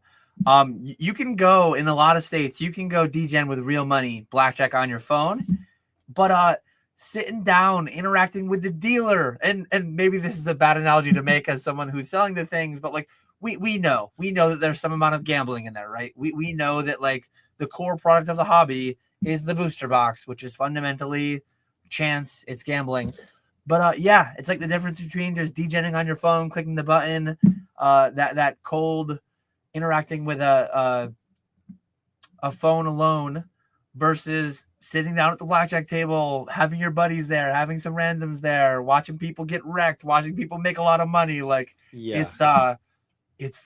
It's fun. It's so much fun. Yeah. We're booming. Yes, we are. We are incredibly booming. LW says, when you guys are fully retired, even if early, like 45 to 50, do you guys plan on still having a sealed inventory to sell passively, or do you want to have sold it all before you hit retirement? I really like Pokemon a lot. I do not think that there will be a day in my life for the next, hopefully 50 years, that I don't have something. Like, will I have my own allocation always? Will I be dealing with my distros? And I might sell that off in some kind of a package deal for some portion of some business 10, 15, 20 years from now, when I retire. But I'm never going to do nothing. And with how easy it is, as of today, you cannot have sealed product at the Fanatics Vault. In the future, I think you will be able to again. With how easy it is to have product, and that said too, not that it all will be digitized and vaulted, But I'll have some on my person as well. I'm quite sure. I just love this stuff too much to not have any of it. Coins, beer steins. These were things that I was into a lot, hot and heavier 10, 15 years ago. Um, I'm not actively engaging with them a ton, but from time to time I'll pull up eBay. I'll look at some of the coins that I have in my collection, and I'll see what they're doing. And I'll occasionally go to a local beer stein show and sell a thing that I forgot that I had, or pick up a couple things. And there's a couple of grails still on my list, so I will always engage with Pokemon to some extent. Yeah, and I think I mentioned it earlier, wanting to be retired by 40, 50. That doesn't mean I won't do anything, right? And it's Yeah. more of like the choice to want to do it. Like if I wake up a day and I just want to lay in bed all day, I want to have that option. That's what I consider retired, right? I love this sealed product, dude. Since I started, it calls to me. I love it. I love looking like this was one of the first items I ever bought. The Shining Legend Super Premium Collection from the Pokemon Center was in stock for $80. Like I still have it because I love it. Like I love this stuff. I love looking at it. I love looking at the promo cards. I love looking at the Charizard on the. I just love it. I love the sealed aspect of it. I love the plastic. I don't think I'll ever fully sell out. Now, I will say if I could sell a portion of it and pay my house off, that's definitely a choice that hopefully one day I have the privilege of making. But I think I'll always still accumulate things. I think a lot of people, especially in our space, if you're watching this video, you probably have that collecting bug. And even if you sell out of everything, you're probably going to start accumulating at some point. And yeah, Ponga Blister Collectibles, dude. I just like I pull over. I open this. Like, why do I have this still? Like, it's just in a drawer. Phantom Forces. You ever even see a Phantom Forces blister? No, but I love this. I'll always have stuff like this. And yeah, I love this stuff so much. Nothing gets Ponga more juice than a collection box, dude. I have a problem, and yeah, I have a problem. I love collecting. I love this stuff. So no, to answer your question, L Dubs, I probably will always have some stuff for sure. Yeah, I definitely don't envision being on the golf course every day, being on the beach every day, doing absolutely nothing. I will tinker with something always, for sure. Ooh. Is buying slabs to crack a viable way to make some extra money, and what should I be buying sub 10 grades for? Definitely slab optimization has always, will always be a thing. There will never be, at least in my opinion, there will never be like only one grader with some universal absolute system. There will always be some amount of consistently inconsistent nature. There will always be different companies valuing different types of damage differently. Uh, so yeah, I know people that like 90% of what they do is buy PSA 6s and turn them into CGC 8s, or buy PSA 9s and turn them into PSA 10s, or whatever. Like I know people making 6-figure incomes doing almost only that. So yeah, it absolutely is a thing. What should you be buying sub 10 grades for? I mean, the best price you could get.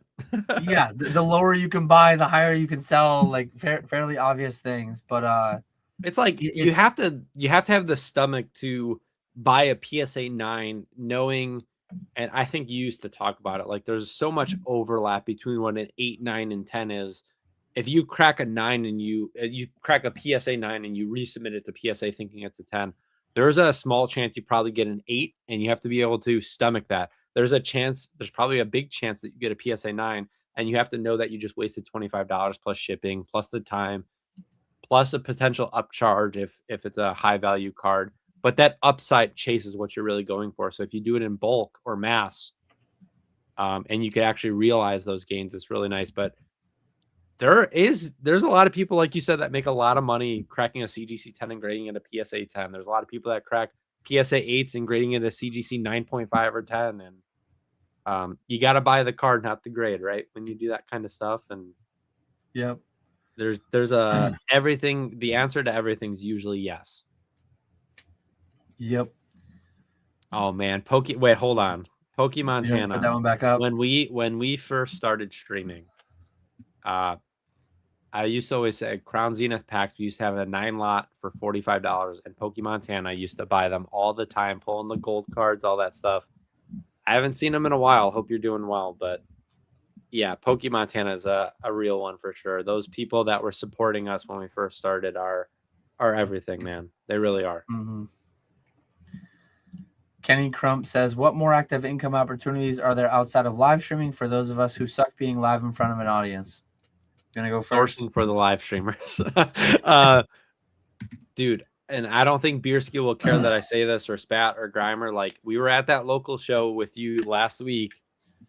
The buying opportunities, the inventory that these guys need, that I need to flip, even if it's break even or losing money. Like, if you could source for a live streamer, if you like sourcing, if you could grade and flip, if you could do anything, there are so many avenues to make money right now in Pokemon.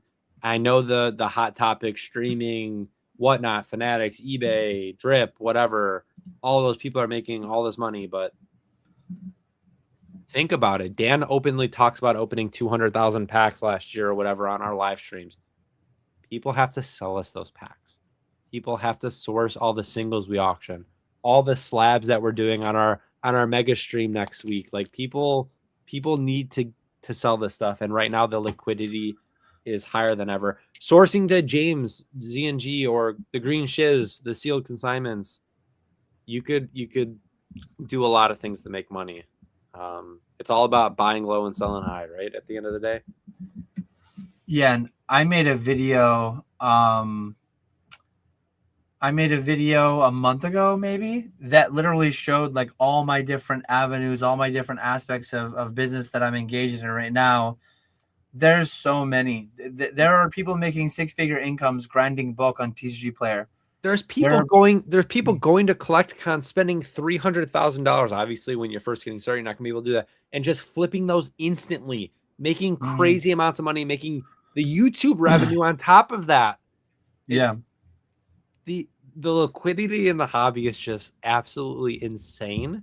And you mention it all the time. I don't think people grasp it right now, but if you have an idea and you can execute, you could do basically anything right now. Yeah. Yeah, there's literally any way that you can think about engaging in Pokemon cards, there is someone doing that and making 6-figure income. If not selling significantly sleeves? More than that. What about selling sleeves? Selling sleeves. See, that's not Pokemon cards. Engaging with Pokemon cards. Can I say something that I think a lot of people have, and me included? It's a challenge. Be okay with selling for less than 100% market price. Yeah. Be okay with it, and you'll do well. I pivoted my whole business into engaging with other people, other businesses, and Retro talks about it a lot. If the person you're selling to is making money when you make money, it's so much more scalable. Yes. Like, they grow, you grow, it's a win-win. Like, my entire business is creating win-win relationships. I want to put someone in a spot where I make some money, they make some money, and then we just do that more, do that bigger. It's crazy the amount of opportunities out there. There are people just buying binder collections on eBay and then selling them individually on eBay and making 6 figures doing that. And as I mentioned too, it's almost like too many things get thrown at you at once, and it's like it's kind of like daunting, because it's like, oh, they're saying I can sell bulk, I can do this, I can do that. Start doing something. Do something. We're booming. We're not always going to be booming. We haven't always been booming. Do something. Try all of it. Try all of it one time. I've done all of it before.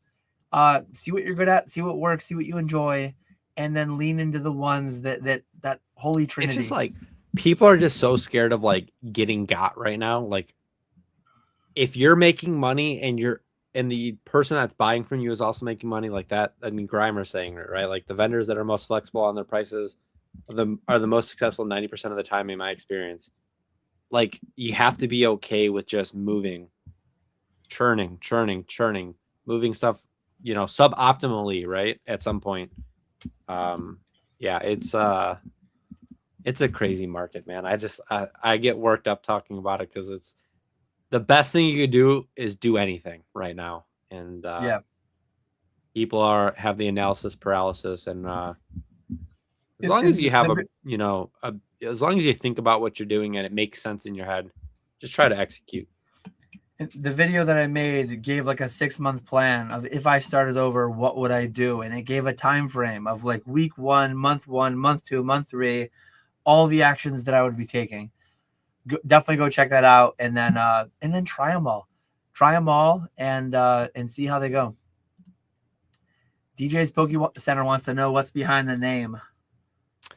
Yeah, so Ponga, well, your title says PON-GoAt. PON-GoAt. So way back in the day, and if you guys are watching this, some of them watch my Fnatic streams at some points, but one of our friends, we used to play Call of Duty a lot, and one of our friends' name was Pinga, and so what we did was we all mimicked our names based on that. So the PNG are all capitalized in our names, and the second letter and the fifth letter are all vowels, and they're lowercase. And so I'm Ponga, so he was Pinga, so I changed the I to an O and took that name, and we have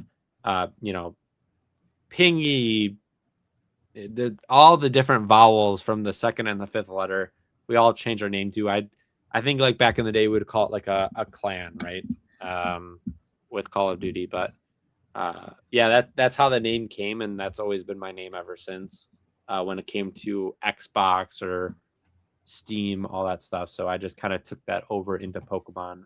That's really what I'm known as. So, how many of you were in that? Because there's got to be some free ones available, right? wait, I'm sorry. What was that? You said what? How many were in your clan? Because there should be like 36 available. Because you've got 6. Yeah, there vowels, wasn't right? 36. I'd probably say it was like 8 to 10, but a lot of us like I won't, if anyone loves it, but we were pretty good. Like 4 or 5 of us were really good at Call of Duty, so we kind of separated out with other people. But I'd probably say there was, I don't know, somewhere between 5 and 15. Probably like 8 to 10 though, if I were to guess. So I'm assuming nobody took Pingu, right? Can I be Pingu? You can. I think that's free. Yeah, I think that's so. There's pings. So there's actually one that with a Z at the end. There's pingy. There's the second letter being E, so I think it's like Penga, Ponga, Pinga. God, I don't even Pingu remember. now. Pingu Yeah. just joined. No, that's I don't know if Firestone. anyone... Firestone. That is a Halo thing, but ask Bierski if you want to get run playing some Halo. Let me know. Yeah, definitely go check out that video. I gave a 6-month plan, how I would start over. I think that'll give you some more ideas. Yeah. LW says, in Dan's future, where the U.S. has a 50% unemployment rate, will there still be enough people with money to support the Pokemon TCG? Who knows? That's the answer. Yes, the answer is yes. Obviously I have no clue, but it's kind of dark to think about. But I think we already live to some extent in a society where there's like the haves and the have-nots, and I think a lot of the economy, I think a lot of the luxury goods, and those are, I don't know the numbers off the top of my head, multi-billion-dollar industries. A lot of those are fully carried by the 10%, the 1%, the 0.1%. I think there's a lot of potential for. I made the joke in Discord in the past couple of weeks, like I'm gonna teach my kids how to sell shiny cardboard to rich people to survive their future, where a lot of people just aren't needed. And yeah, there's like dark potentials for how we as a society might navigate that future world where a lot of people's labor just aren't needed. Are we gonna go Matrix? Are we gonna go Black Mirror? There's a whole lot of are we gonna go iRobot? There's a lot of different outcomes to choose from in pop culture. Yeah, the answer is yes. Yes.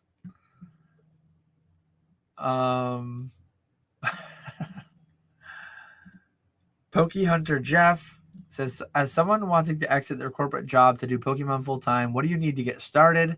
Main fears are how I will source inventory to vend, how to make the business sustainable, etc. You want me to go first? Yeah. So the main thing you need a business. I think Jake returned to YouTube last night. I think you'll hear more of that coming from him if he actually follows through with making live streams and videos in the future. But I think a lot of people in a boom especially trick themselves into thinking they have a business. And I think some people's business today is botting, or it's buying out the local vending machine and then selling it at a convention. And that's not really like a long-term sustainable business. One thing that is tried and true thousands of years, like it's always been a thing. Buying wholesale and selling retail has always been a thing. That doesn't mean necessarily that you have to have distributors. You could just have good connections. You could have good networks. You could have a good ability to source stuff from overseas, source stuff from Japan, wherever it may be. But if you're buying at 80% and selling at 95 to 100%, that's a repeatable business as long as it's coming through certain avenues. If your business entails streaming on Whatnot, stuff that you get every morning at the local vending machine because you're the only one in town who buys Pokemon, like the day that the market turns, which someday it will, that goes away. That's not really like a business model. That's you're doing something you should do. Like you should seize opportunity if and when it comes. But finding a way to make that replicable is something that you should immediately be doing, constantly be doing. So yeah, make sure you're actually creating a repeatable business that will weather storms, because storms will come. And then the standard things of giving yourself a bunch of runway and the more months of income that you have like saved up ready to go, or living expenses like that just ensures that you're going to be more able to weather storms as well. Yeah, and I think it's like agree with everything you said, and it's knowing what your strengths are. And I think the buying low, selling high. I think you specifically have a really your strength is sourcing, and so with our current setup, you're sourcing and I'm selling it, and that's what I'm strong at doing. And so kind of aligning yourself with people that fill your gaps, and it's mutually beneficial. If I didn't have the streaming thing where Dan was sourcing all the product I was having, I don't think I probably would have quit my job right now. Just because that aspect, I don't have the sourcing channels that he does, and he's able to source stuff at a low percent or quantity that we need. And I don't know if I'd necessarily be able to do that. I probably could. It'd be a lot of work, but yeah, I mean, I agree with everything you said. I think you said it perfectly. Have an actual business. Definitely focus on having an actual business. Every big store or whatever you do, like you said, buys wholesale and sells at an MSRP or retail price. A couple new questions came in. I was just about to say that we just finished off our last hard question. If you have any, the queue is no longer 0, but it's quite short. Keep your questions coming, and we will keep going as long as you've got them.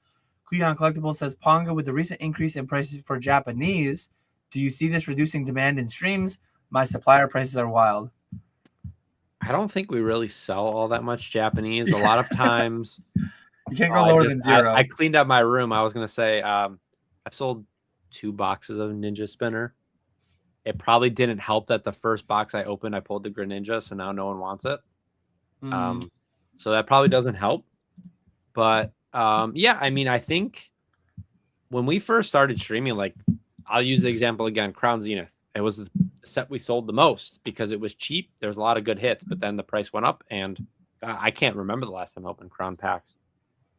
Yeah, the recent increases in Japanese is super interesting. I think I'm a Japanese guy, so once again, bias, blah, blah, blah, blah, blah. I think Japanese product compared to English was super underpriced. A lot of the sets, the guaranteed hits. I mean, dude, EV Heroes PSA 10 alt arts, like you could buy those under $100. Like, what are we doing? It just made no sense. Like Evolving Skies is $2,500, but an EV Heroes box was $400. MSRP is lower, whatever.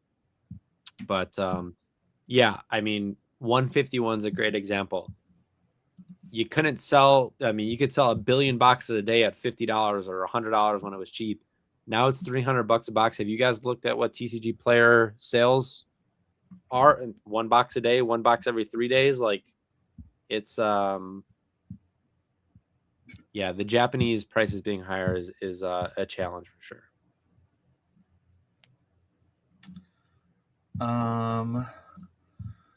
Joined after surging sparks and put 90% of all my investments into Prismatic at 150, but I never thought Ascended would release an Umbreon be less popular than Pika, Zard, and Gengar. Advice.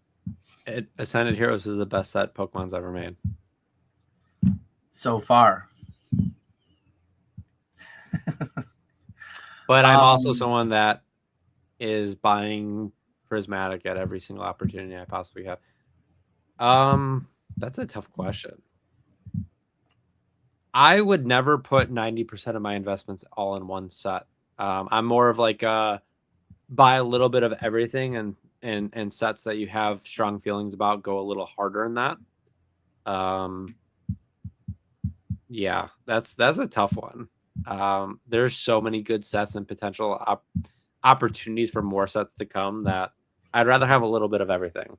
But hey, if you have strong feelings on a specific set, I personally, being a streamer, hate Prismatic, but I'm buying it. So like what, I think over time people will kind of lose that feel. Like Prismatic's really tough to open. Like when people buy packs on stream, like it is really hard pulling the Black Belts training Pokeball reverse for the 7th time in 10 packs. Like, yeah, that's just a tough question. I don't even know how to attack that, but I love Prismatic and Ascended Hero, so the answer is yes. Yeah, one thing I'd say, echoing, I've never put 90% of my investment dollars into anything in traditional investments, in Pokemon. I never have and I never will. I'm always more of like the index kind of guy. I do a little bit of everything because I know that I don't know. Demand is so fickle. And actually, I listened to Jake's thing earlier. I had a decent drive I had to do today, so I listened to Jake's live last night. Somebody in the chat said something about how, like, why buy everything? Just buy the good things and you'll make a ton of money. It's very easy to say in hindsight, and it's very dangerous to look in hindsight and say, well, look at Phantom Forces. It's way better than everything. Team Up, it's way better than everything. Like it performed better over every. Not really though. If you were there in the time, it wasn't as obvious. And if you were there in early Sword Shield, like Vivid Voltage at one point was the best set. So say your strategy was every quarter, every 3 months, I'm going to take the temperature of the market, take the temperature of YouTube and Instagram or whatever, and I'm going to put my X amount of dollars fully into the best set of that quarter. 1 quarter, maybe even 2 quarters. 2 quarters, you would have put all your money into Vivid Voltage. Now with hindsight, we know how that panned out. We know that didn't go well. Another one, a set that I said that at the time, I said it was probably going to stand the test of time. I still like the set a lot, but it hasn't grown very well at all relative to a lot of other things. Hidden Fates. Hidden Fates was the best set of all time at the time that it came out. And if you went all in, if you went 90% in on Hidden Fates ETBs at 200, at 150, whatever the hell they were, yikes, dude. Everything around you went crazy. And I'll say it. Legendary Collection. I don't care what anyone says out there. When I got back into Pokemon, people did not like this set. And now it's $200,000 a box because it's rare. Now everyone loves the reverses. Oh, it's beautiful. You get a reverse in every pack. Yep. There was definitely people that liked it, but the majority of people did not like it. Now everyone loves it. And demand is so fickle. Yeah, and it's hard. Back in my day, having been there, Phantom Forces is the most expensive XY set right now. Back in my day, it was Flashfire. It was the Charizard set. It was Charizards all around. Flashfire's done well, but you would have missed Phantom Forces. In the Sun and Moon era, Burning Shadows, all the rage. Tag teams were not like universally loved in the way that they are today. In 2020, like people were not buying Team Up. Now it's $10,000 a box. Like what? People wanted your Chonkachu rainbow. People wanted your Burning Shadows rainbow, and so people. Oh, it's obvious. Like look at Team Up, look at Phantom Forces. It's obvious. I'm just gonna buy the best set. Well, the best set you're buying today, 5-10 years from now, it might not be. It might not be what you think it is today, and so that's why I'm never gonna put 90%. That doesn't mean that those things can't do well though, because like I think we both probably agree Prismatic will probably do pretty well. But it could hidden fates. There's some percent chance. Exactly. But that doesn't like we're so used to 4xing. Like if your $150 ETBs go to $200 in 2 years, like that's a great return. Like historically with financial markets. Yeah. And I know of people, and there's videos out there of people buying pallets of $150 prismatic ETBs. Could they be $500 in 2 years? Absolutely yes. Is there a relatively high likelihood that they're $500 in 2 years? Absolutely yes. Do I kind of want them to be because I have a decent amount of them? Absolutely yes. Yeah. But is there simultaneously some percent chance that they're 175 in 2 years? Yes. There is unprecedented amount of ripping going on at the hands of Ponga, at the hands of PK. But there's also an unprecedented amount of investing going on. And if and when something happens in the broader economy, like something doesn't even have to happen in the broader economy, things can just change. Demand can turn on a dime. All these people that say that like prices start going down, they can just go down for seemingly no reason. The same way they've gone up for the past 16 months for seemingly no reason. Demand is so fickle. That's what makes it fun, though. That's what makes it exciting. But yeah, like me personally, Umbreon's cool. Ascended is so much better to me. 151 is so much better to me than Prismatic. You do have your God pack. You like the evolutions are solid. So 151 is interesting because I feel like it needs a couple more SIRs. I love 151. I own a lot of 151. The nostalgic, the nostalgia feel of 151. When you really look at it, now it does have the best SIR in the entire Scarlet and Violet block and the Zapdos, but like it needed why isn't there like a Nidoking SIR or I don't know. I feel like it just needed a few more cards, but yeah, I think Prismatic, Ascended Heroes, those sets will all do pretty well. And I think it's less obvious which will do the best in the long run. And that's why I'd rather have, maybe instead of your 90%, it's 40% Prismatic and, 20% this and 20% that, 10% this, just so you're kind of covered if something goes kind of parabolic and kind of runs away. Yeah, it'll be interesting to see. I hate being on Dan's channel and agreeing with him. It's so obvious in hindsight. Like you don't know. You think you know, but you guys don't actually know until it happens and you own it and you're like, oh, I was right. And that's my least. And okay, I'm gonna go there. I don't like Pokemon content, and I do watch some of it, but the I told you so, I'm smarter than you. What are we talking about? I feel like I'm Dan at 1 a.m. screaming at the walls, but yet no one knows. Like, I own a lot of Pokemon. I don't know. And usually I'm going to do the whole cosplay thing. Usually the people who knew, I told you so. I knew Destin was going to go to 600. I knew it was a good buy at 250.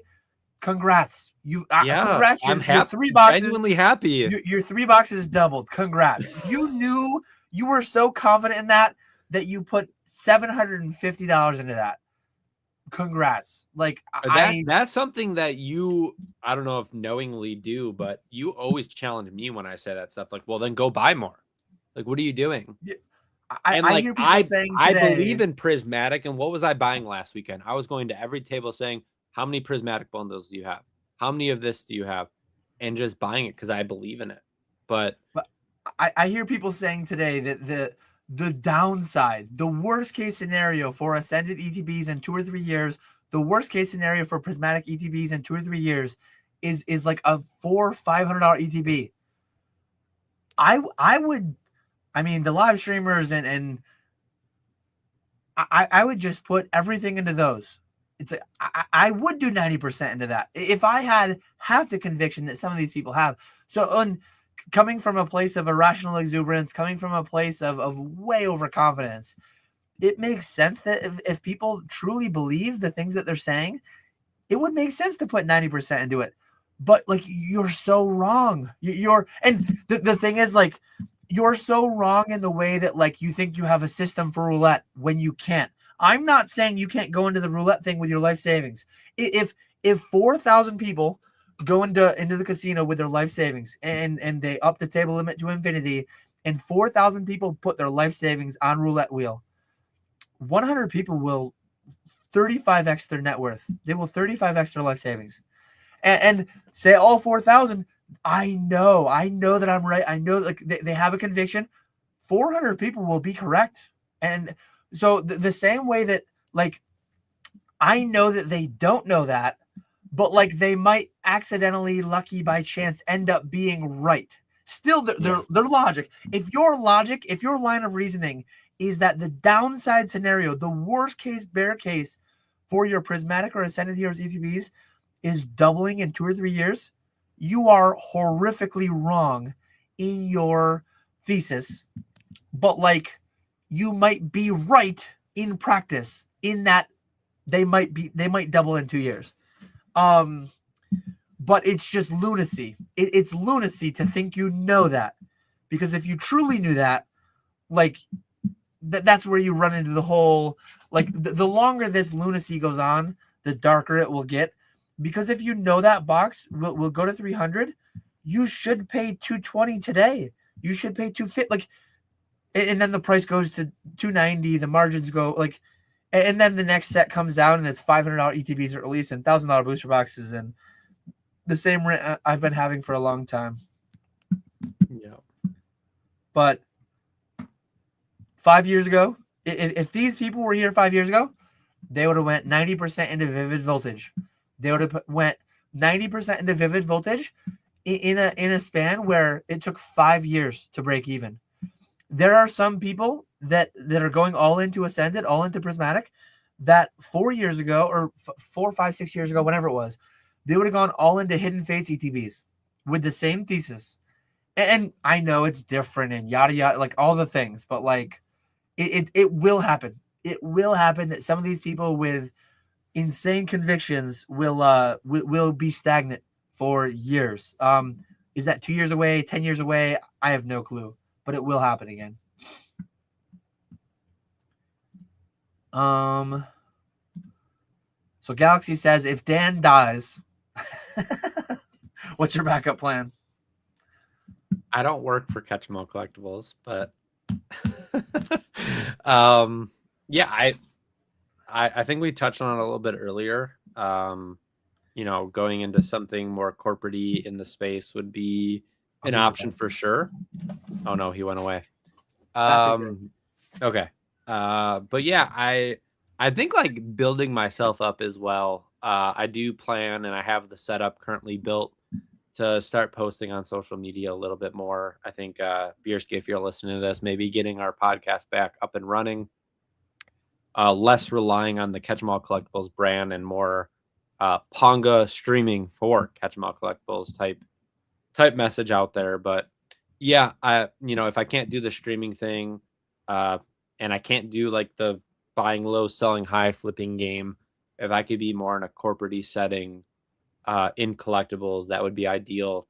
Worst case scenario, and it's not even the worst case scenario. Going back to a position that I had previously, where I was in the more science-related R&D type field. I love finance as well. I think when you have a science degree, it proves to future possible employers that a lot of time you have critical thinking skills, so you could really kind of go into anything you really want to. So yeah, a list, would love to keep streaming. If I can't stream, do the buy low, sell high thing, build your own brand, don't rely on Dan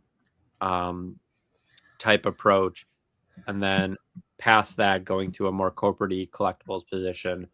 And then once again, worst case scenario, going and getting a job that's outside of collectibles, more related to what I went to school for.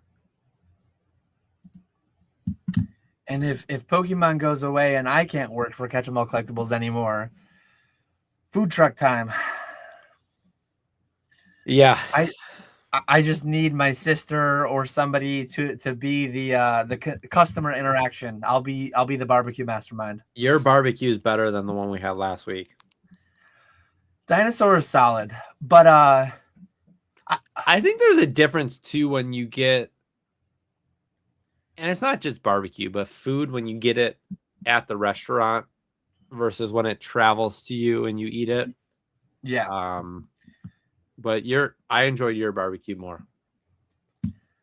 Next in October, I'll have to find a way. It was good. It was definitely good. It was definitely good. I'll have to find a way logistically to do up a brisket. One, it'll be a lot cheaper, and then two, hopefully it'll be better too. Yeah. But yeah, if and when Pokemon went away, a food truck could happen someday. Honestly, I think it might happen either way. I could see myself, like, we have local to me. I'm sure a lot of people do too. Food trucks are a big thing in the past couple decades, past decade especially. We have like food truck rallies near me. We have the field days. There'll be 4 or 6 different food trucks there doing food, and just doing that like once a month going and cranking up a bunch of barbecue for some event, for a graduation party, a birthday party. Like, I could see myself doing that. And I've run the numbers behind it. I have spreadsheets figured out. I have spreadsheets figured out to where, like, I know when I see the local Walmart, like over the summer, they'll have a food truck parked in the front corner of their parking lot. I've talked to the guys. How many chickens did you bring to cook today? How many pork butts? How many briskets? How many? I've done the numbers, and I know what they're pulling in a day. Some of the numbers are crazy. Not quite Pokemon crazy, but like they're pretty crazy. And like backup plan's so hard too, because you could, and I think it's good to have a backup plan, but you just don't know what opportunities will come up 5, 3, 7, 30 years from now. So I think like some people might have the issue where they have this awesome plan and then they have an awesome backup plan. And if neither of those happen, they get kind of stuck. And I've always been in the mindset like, hey, if a new opportunity comes and it makes sense, like why not type thing. So you got to kind of be agile and adjust to what might potentially happen in the future. Earn wants to know, how do we fix Call of Duty? Dude, I could talk about this for the next 2 hours, I think. How correct or incorrect is skill-based matchmaking as the answer? So, first of all, I used to watch Earn when I was like 14 years old. So, shout out to Earn. I kind of fangirled over the first time I found out that Earn was Earn. So, shout out to you. But I think people have just gotten better at video games in the past 10 years. I think skill-based matchmaking is definitely blamed a lot, and I do think there's issues with it. Specifically for Call of Duty, I think skill-based matchmaking makes less sense, especially because there's a ranked play. I don't love skill-based matchmaking. That doesn't mean I don't love competing, right? And I think when people like skill-based matchmaking, it's usually because they're bad and they like facing equally bad people. But yes, to long story short, I think people have just gotten better. So that nostalgic, you going 103 in a map in Call of Duty isn't as obtainable because there's just so many good players now. But skill-based matchmaking definitely has a lot to do with it. If I want to just hop on and dominate a lobby for the next 2 hours, I should have the option to do that. And currently, if there wasn't a ranked game mode in all these FPS games, then skill-based matchmaking makes more sense. But there's literally a ranked playlist. So if you want to see how you do against people of equal rank and climb the ladder, that option's there. Why have both options be the same thing? So yeah, I just I'll never agree with skill-based matchmaking. So See, I used to play Fortnite, not like competitively. I was not good. I was probably, given that your average player is 8 years old or whatever, I was probably better than average. But like I'm in a ninja video. I made it to the final 5. I wouldn't have even noticed it. I would not know it to this day. My wife was watching, and she's like, because I used to watch some of the tournaments, so she knew Ninja, she knew Nick Merckx, she knew some of the names, whatever. But she knew like the Ghost players, and yeah, she's like, I think you just got killed by Ninja, and I'm like, there's no way. I went back and I watched it, and it was Ninja. So like for the next week, I was watching it. I like saved to my memory what the game looked like, all that stuff. I watched where he spawned. You could go back and you could watch like. So I watched his YouTube for the next week. I'm like, I need to see if I make a highlight on his YouTube, and I did. But anyways, that whole story to say, I was better than average. I think average being very very bad 8-year-old. I liked skill-based matchmaking because to me it was crazy that Ninja was in my lobby and he just like dumped on me. If you want to just go in and get 50 kills in a battle royale, just drop in a literal bot lobby. Like to me, it's no fun. It's like it's like me going and playing bitty basketball at the local school. Like I should play with people my age. I should play relatively with people my size. Here's the problem. I think battle royale, when there's 100 players or whatever, is a lot different. Because if your average skill of the average of your, how do I want to say this? If you're like the average person in your skill-based matchmaking lobby, well, theoretically, you're probably not going to die first, whatever. When you're playing Call of Duty and it's 6v6 and you have 2 or 3 good games in a row, what the Call of Duty skill-based matchmaking will do is say, well, this guy just won 2 or 3 times in a row and he played well. Now we're going to stick him on a team that's awful against the best players. And so no matter how good you are, you just get dominated because the rest of your team has 3 kills and have died 30 times. Like this is actually a thing. And so if skill-based matchmaking actually had even skill on both teams, yes, I would agree with you a lot more. And I think that's what happens more in ranked play. But unfortunately with Call of Duty, I just went 70 and 25. And now the next game, no matter how good I am, I could go have, shout out to Spat, Optic Scump come in and play on my computer and he's going to lose because the rest of his team's awful. So,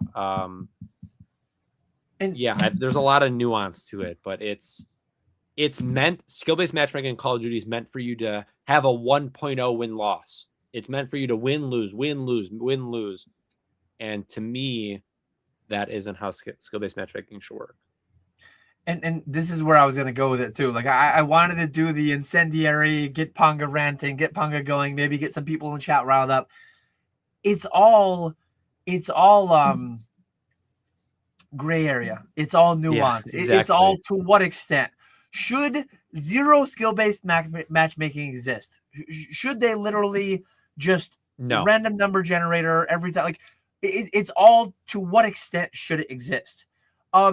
I could go to my local YMCA, and there's certain times that the gym has K-5 bitty basketball. They bring the hoops down to 6 foot. Should I go into the YMCA and say skill-based matchmaking? What are we talking about? I'm an American, and this is America, and I can do what I want. If I want to dunk on some 4-year-old's face, I can, like, to an extent that there should be something, but like it shouldn't be so restrictive that like, oh, it takes like you're standing at the Y at the gym with the basketball.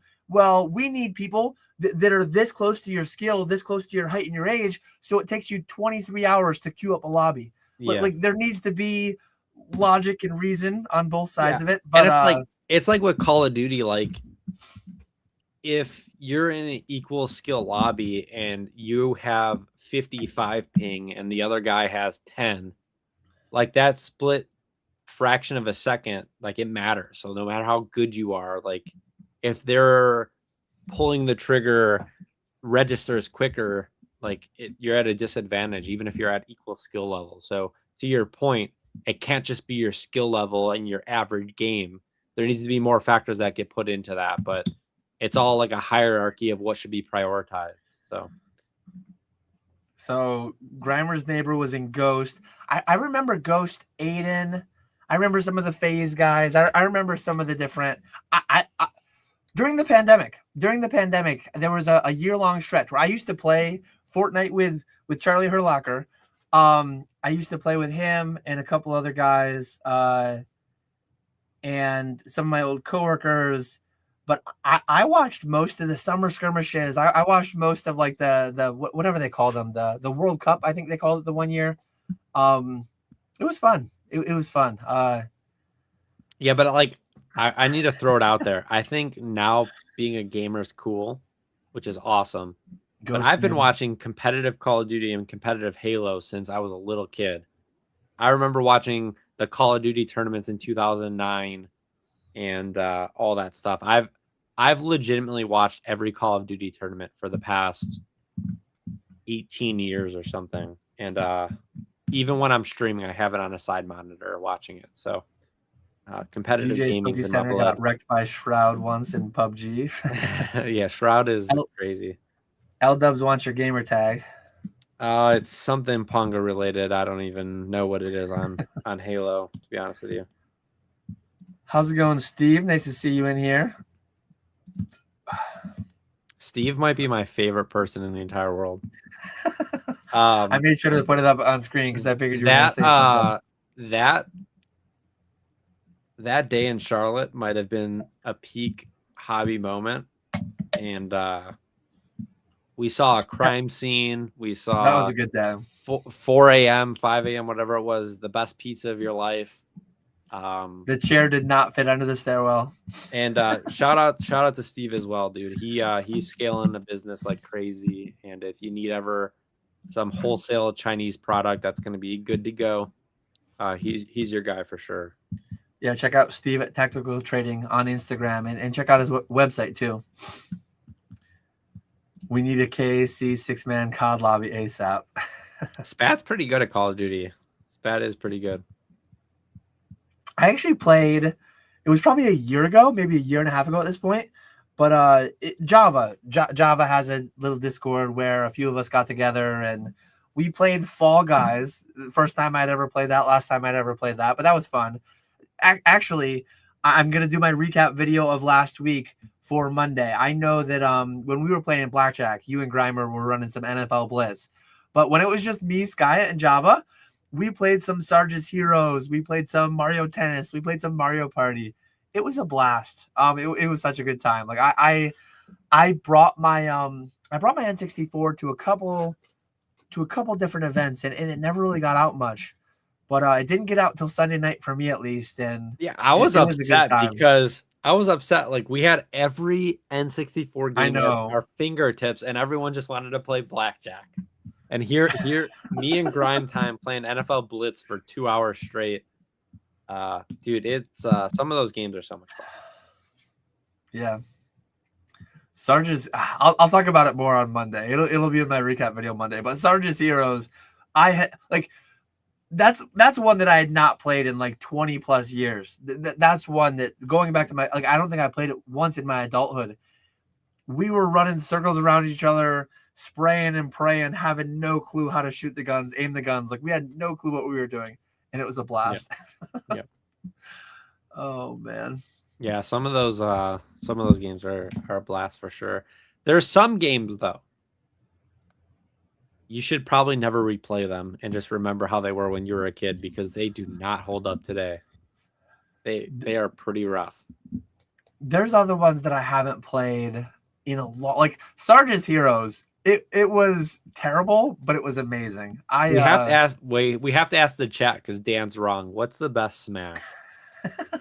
What's the best let us know Smash? in the chat. Someone needs to know. What Someone needs to console answer. has the best Smash game of all time? And it's a very easy answer.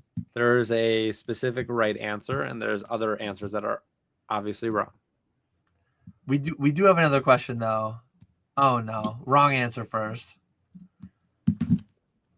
Kimdrid Lego says, do you guys see Ascended and the Rayquaza set plus 30th anniversary taking away rip and chip demand from Prismatic long term, or is this just a blip?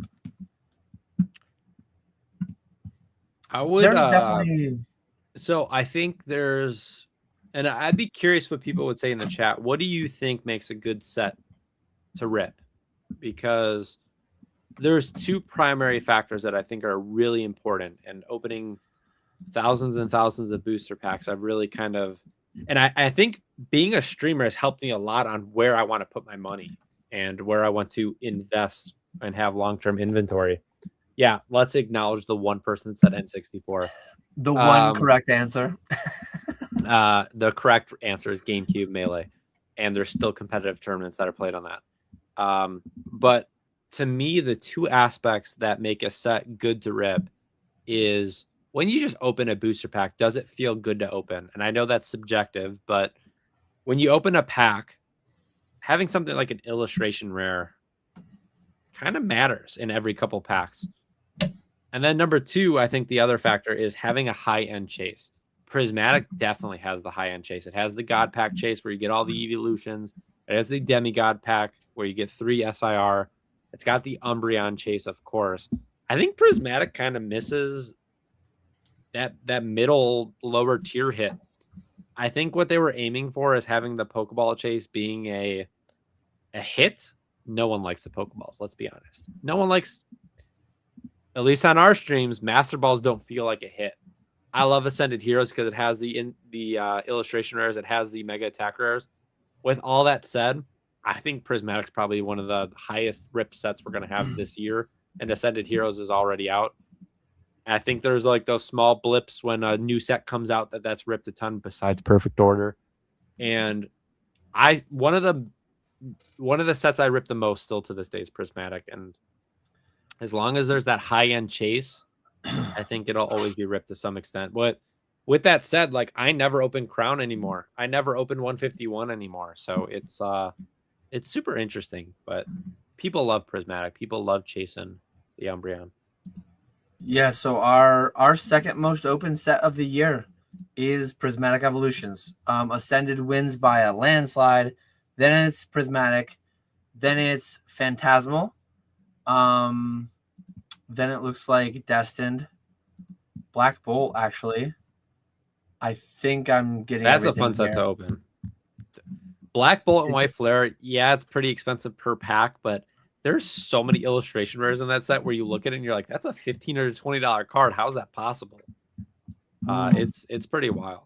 But I think to answer your question, I think Prismatic long term will always have that chase factor, which is super important.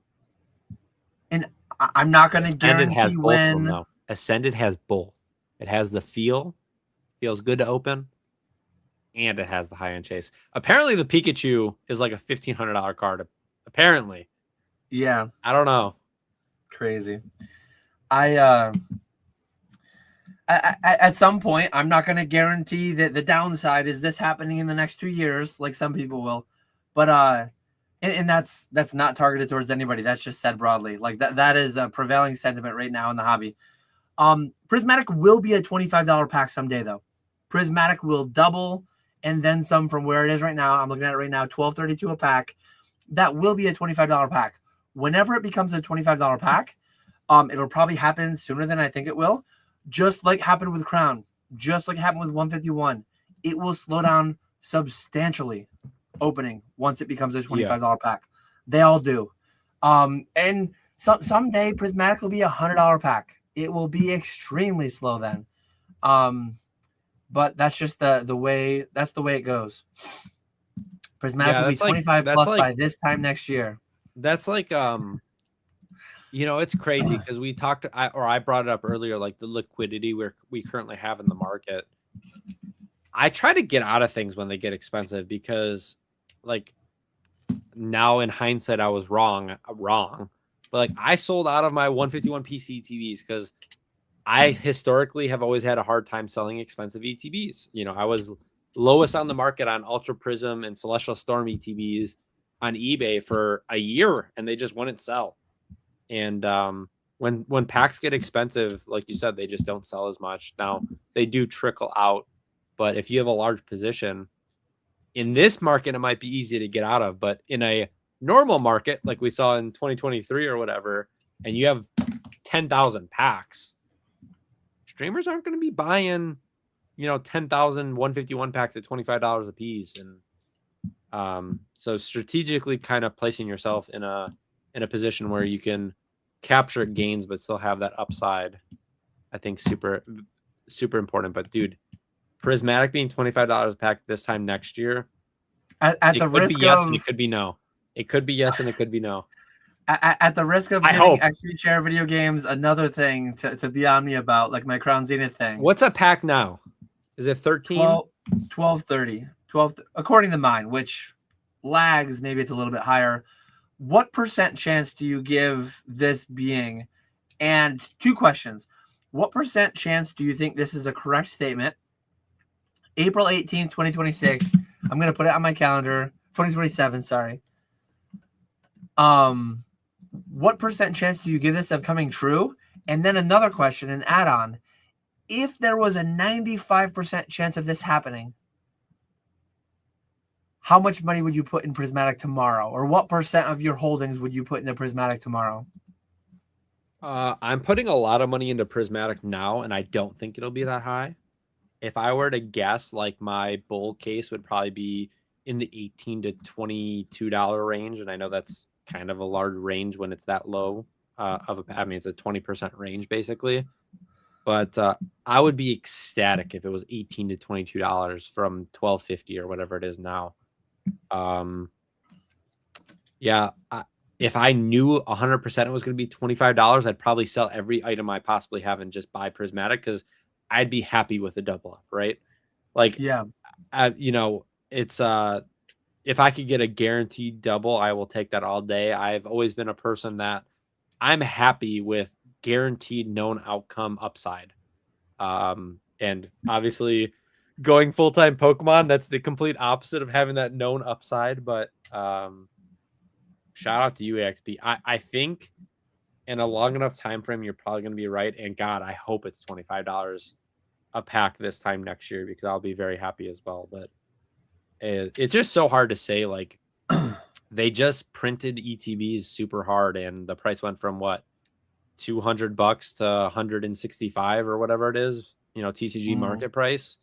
And they printed a ton, and it feels like they could just endlessly print Prismatic, and it seems like it just keeps going up and trickling up. Right now, I know you'll say I was buying Prismatic packs at $11 on release, and now it's only $12.50, so it's flat. But we were also buying Prismatic pack for $7, $8, whatever, at some point, $6, $7, $8, whatever, and now it's 13. And so it feels like they're just endlessly printing it. It feels like it's endlessly being ripped. And so I think if I were to put percentages on it, I'd probably, the $25 price point would probably be in like the upper 20% in my projection, but it's definitely possible for sure. Yeah, I think that's a top 10 percentile outcome. I think there's a 90% chance that doesn't happen. But mind you, like I've said similar, and I've been wrong on that before. I would have given less than a 10% chance for Destined being 600 in a year. I would have given less than a 10% chance of Phantasmal being 400 in 6 months. So I've been too bearish on that front many, many times before. And this could happen again. I think it's more likely that it's going to be in the 15 to 18 range, honestly. The fact that that's gets so much pushback as it's going to get, I know Expect Share Videos Games is going to have to say something about that. But I think the most likely outcome is it's going to be a $15 to $18 booster pack in that time frame, which is still obscene. Like that is insane. And I have I think like one day I almost would guarantee it at some point it's gonna be $25 a pack, but it's like I just don't know the time frame. Like yeah. it's just so hard for sure. But with that said, I'm buying a ton of prismatic. So Yeah, on net, I've added a lot. I've bought some big collections recently that had a lot of bundles. I got allocated. I didn't sell any of my $99 ETBs I recently got. I didn't get a ton, but I got like 50, 60 maybe. I mean that's a decent bit for a reprint in today's market. I mean, and I got a couple hundred. Your reprints are like a case and a half, $10, like yeah, 50, 60 ETBs is a pretty sizable amount. I got a lot of bundles too. Like I've got some in some collection buys recently, but every bundle that I got, most of them are in the the sealed 25 cases. They're just sat on a pallet right now. They're just holding tight, and like this definitely could happen. It's one of the most ripped sets of all time, but it's also one of the most held sets of all time. I could see Prismatic at some point hidden fating. I could and maybe in the next 2 years it runs to 250. I could see that happening. But I could see it going 3 or 4 years at 250. I could see it standing a long time, very flat. But it might not too. Like I have no clue. I just feel like it probably is held like a ton. Like a lot of people are holding it, but I just don't believe that a large percentage of people, like a very large percentage of people, actually hold it long term. But like, who's ripping the ETB cases? Like every ETB case I get lately, I'm buying loose packs from botters. Yeah. I'm breaking down my own poster collections. I'm breaking down my own EV hot dog holder. But it's also like who has access to cases, right? Like the average person that is investing. But who's even ripping an ETB? Well, I'm not breaking down ETBs. But like you say that though, but like the average consumer does rip that kind of stuff. The average consumer doesn't get ETB cases. And I feel like the space we're in, especially with the 60 people or whatever they're watching, like we're so accustomed to, oh, I have distro, or oh, I know people that have distro and I have access to cases. And so everyone has cases. But I just like don't like if you get an ETB for $150, like a lot of people are going to sell it when it hits $200. A lot of people are going to sell it when it hits $225. And yeah, I mean, it could be held a ton, but I just like, and I'm a product of that. Like when I hold on to a lot more than I used to, but like when I saw gains, like I would sell stuff because it's like this stuff's going up. Like I have to sell stuff. I have, you know, it's just there's so much unknown that it's probably being held like crazy, but it's being opened like crazy and it's being sold like crazy. So.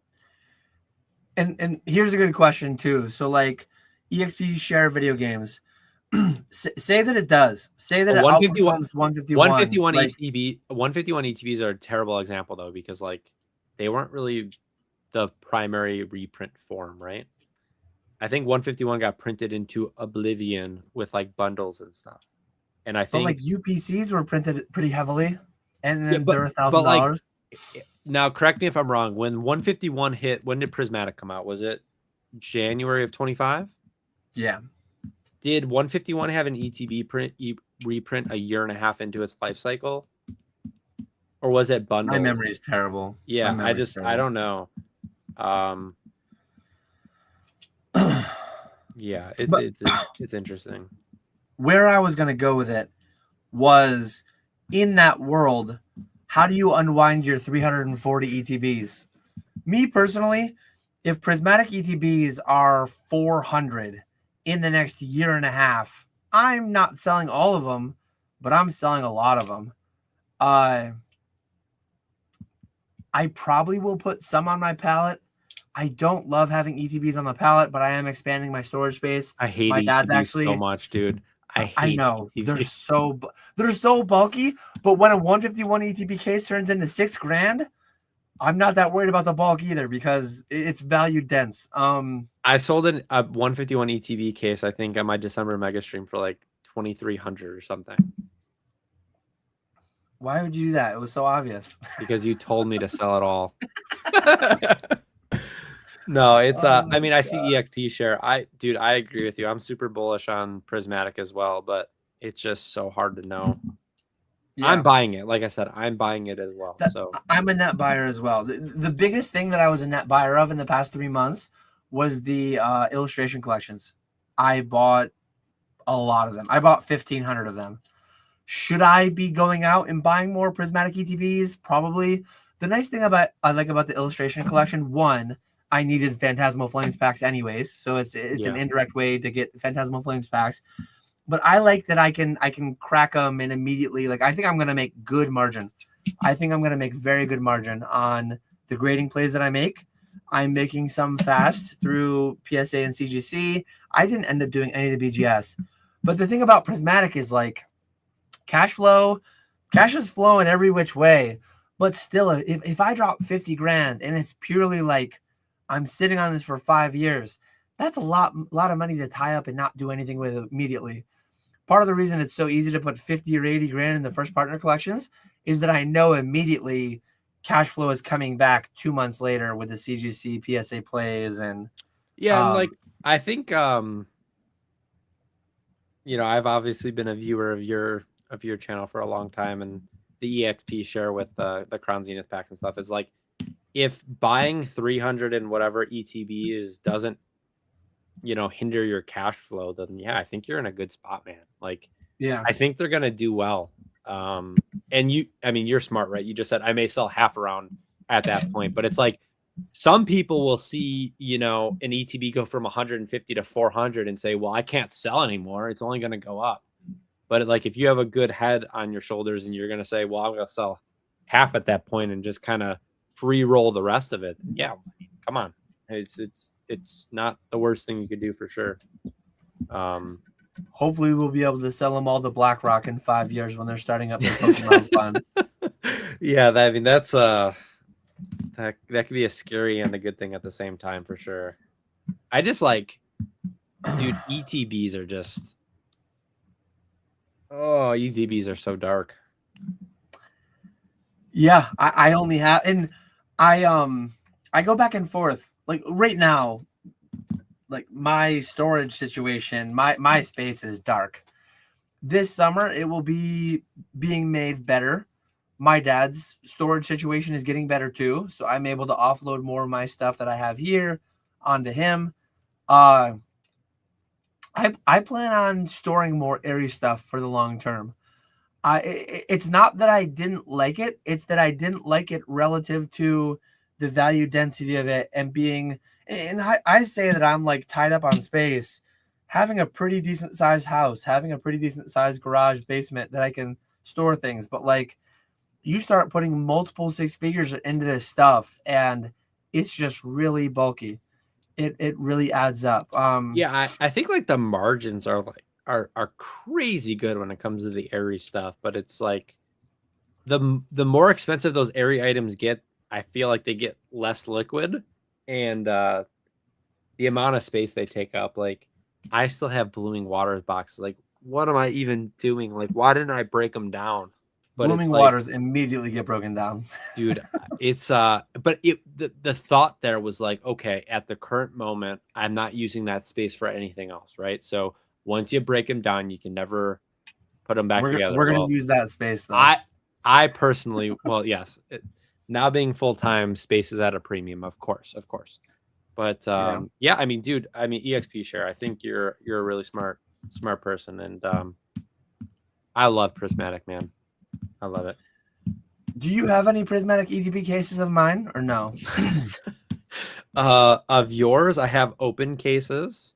I definitely have ETBs. I have a disgusting amount of ETBs that you don't even know I have of yours. Good. The recent collection by no regular prismatic ETB cases. I think there might be a PC ETB or two that will all be started at $1. I might have a PC or a regular ETB case in by then. I've told you before, I don't know if that's ever going to come. We'll see if I got scammed or not. But if that comes and you'll backfill me on that or something, I will auction it at $1. If you've ever watched a Ponga Mega stream, you'll know I'll just start grabbing random stuff on behind me that I don't want to sell and just starting it for $1. So, maybe Benny, maybe there will definitely be prismatic items though. I could promise you that. I think I sent a prismatic PC ETB. I have some here that will be auctioned next week. Yes. I definitely sent. I sent 2 Ascended ETB cases, and again, like I don't agree on the price points and the time frames, but I agree on like being bullish. I am bullish on prismatic ETBs. I think you need to be more cautious if like you need the money. If you need the money in a year, if you need the money in 2 years, cash flow wise, I wouldn't go very deep on much of anything at today's prices. I just like hate agreeing with you because it's like when you're watching you say this with no one else on the screen, it's, oh, Dan's, a bear. He doesn't. But when you really think about it, as long as you're okay with the potential downside and not even the downside, the potential stagnation and flatlining over a period of time, and that's a possibility, I will never argue with the upside. So, yeah. And the thing that just scares me is the irrational exuberance around it. Can't go down, and the worst case is doubling in 3 years, and shit like that just scares me too much. So and then I have to give my. Let's play a guessing game then, because no one wants to ask the hard hitting questions. What is okay? So you said a prismatic pack's gonna be $15 to $18 in a year. What is an Ascended Heroes pack in a year? What is it in 2 years? I think an Ascended Heroes pack in a year is 10. I think in 2 years it's 12 to 15. I like that answer. And I mean, it's impossible, right? Because like we haven't even. I've been screaming at like on my streams and stuff when we talk about Ascended. It's like, yeah, it's a great set, but we haven't even gotten all the products yet. Like, how am I supposed to know? Booster bundles come this week. Like, what if Pokemon's like, oh, you guys thought those ETBs are expensive? Well, we have 5 million bundles coming out next week. Yeah. I have over 20 cases of Ascended ETBs. I just sent you 2 that I want you to like sell one, please. I think the prices are stupid. I don't know how many it will be, but I think I will be allocated in the next year. I think I will be allocated Ascended ETBs at under 100 a piece. Just like I got the prismatic. I would have told you that 6 months ago. I would have told you, I think sometime, I would have told you this 6 months ago, a year ago. I would have said, I don't know when, I don't know for how much, but I think I will get more prismatic ETBs from Distro. And I did. There's been times that I've said things like that, though. I think I'll get more Destined Rivals booster boxes. I might never. I haven't. You know what I just got the other day? 2 days ago, I think? I got 2 booster boxes, not cases, of Twilight Masquerade at literally market. My rep called me up. He's like, hey, do you want 2? He didn't even say the price. He said market. I'm like, okay, whatever. Like, yes, I'll take them. 320 a piece or something, I think it was. But yeah, which I don't know if that was found stock or a reprint or who the hell cares, who the hell knows. I mean, is a reprint going to give you 2 boxes at market? It was a found pallet or something. They split amongst everybody. Yeah. But we know that Dan guy says yes to everything. Let's offer him a couple boxes. Yeah, it's I mean, if he had told me $500 a box, I probably would have said yes. Who cares? No, it's crazy because like I simultaneously know Ascended, no one wants to hear it, no one wants to believe it. Ascended could be $5 a pack in 2 years.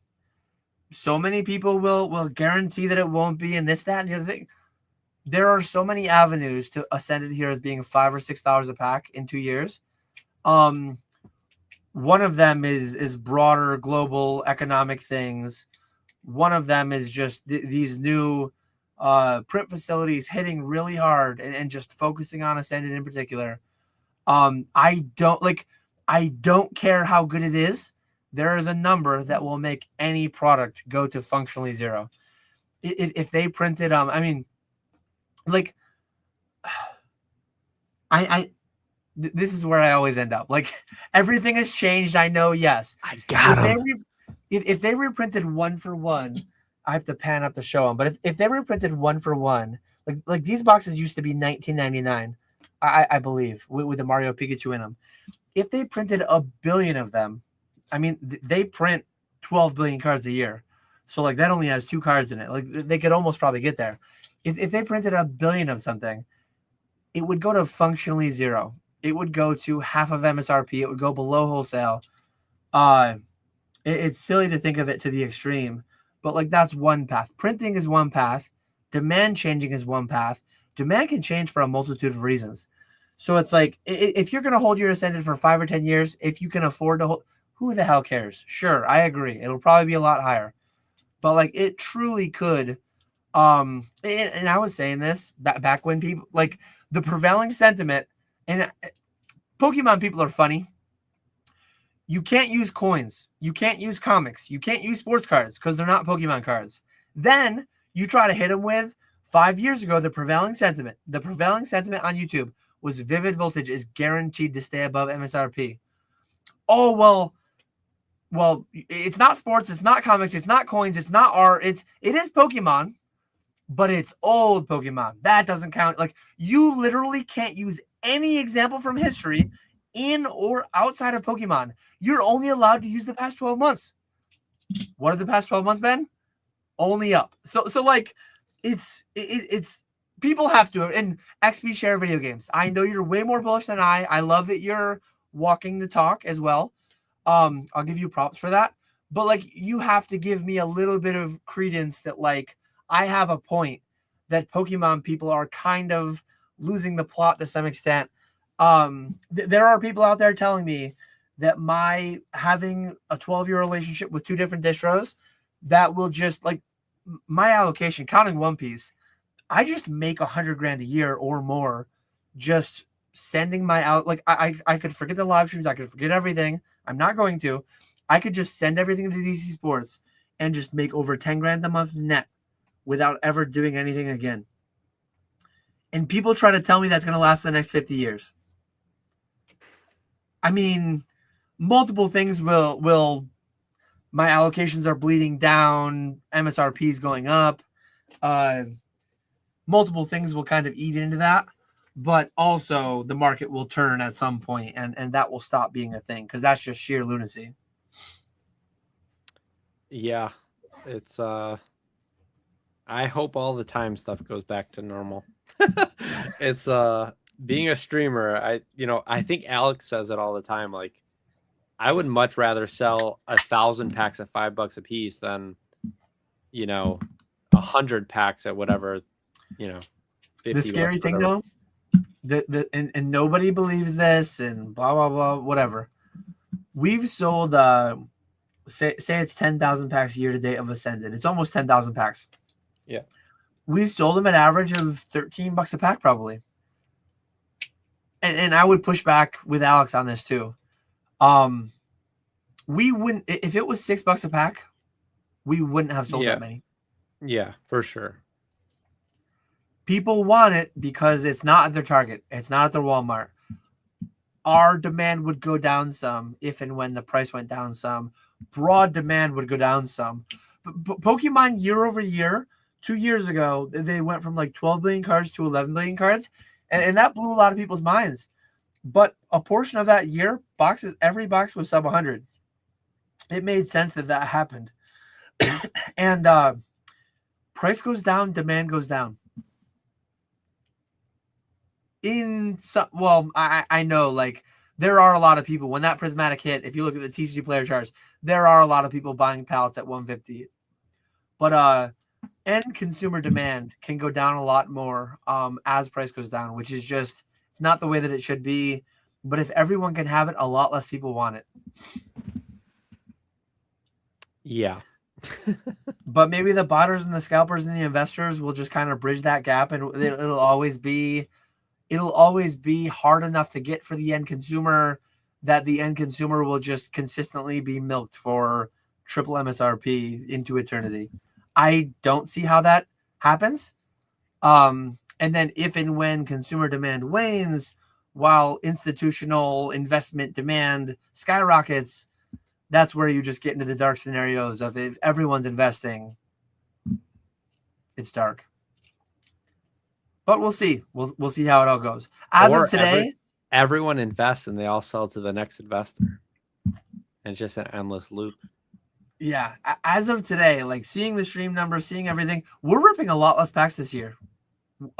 And some of that's instant rips. There's a lot of other factors, but we're on pace right now to rip less than 100,000 packs. Yeah, I believe it. Like I'm looking at the numbers right now.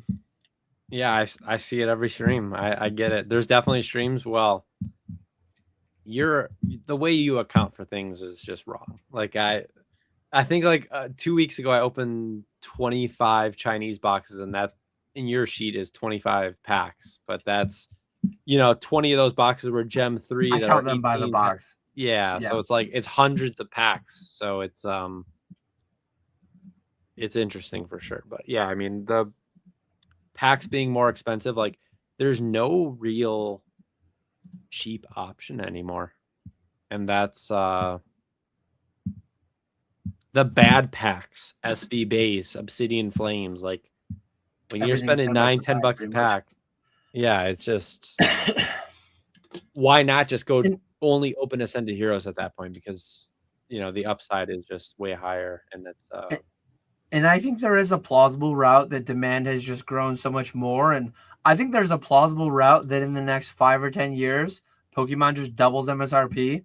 Maybe they go the magic route, maybe they go the collector box that's more expensive, maybe they go the bifurcated route, but there is an argument to be made that like we are still early, and but if and when that's true, if and when that happens, distro's not gonna just give away free money all the time.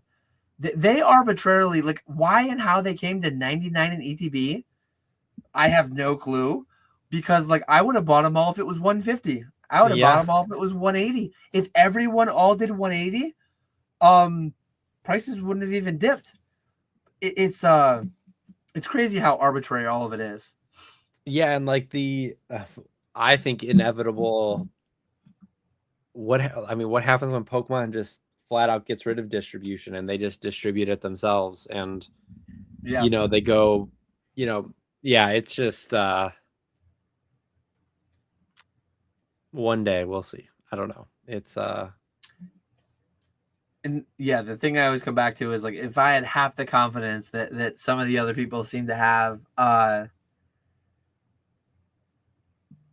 would be a lot deeper, and I'm deep on all this stuff. Over half my net worth is in Pokemon. Yeah, it's uncomfy. I don't like it. But I know of people who have emptied their 401ks.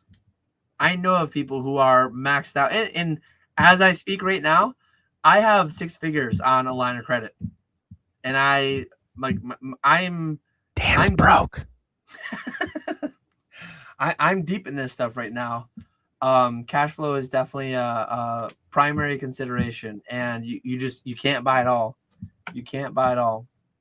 But with that long ranty rambly segment there, if anyone has any final questions, feel free to hit us with them. We haven't taken one in a bit. We haven't had one in a bit. So yeah, any other things you want to touch on before we wrap up? I mean, I think we touched on the important stuff where, what got me to the point to go full-time Pokemon.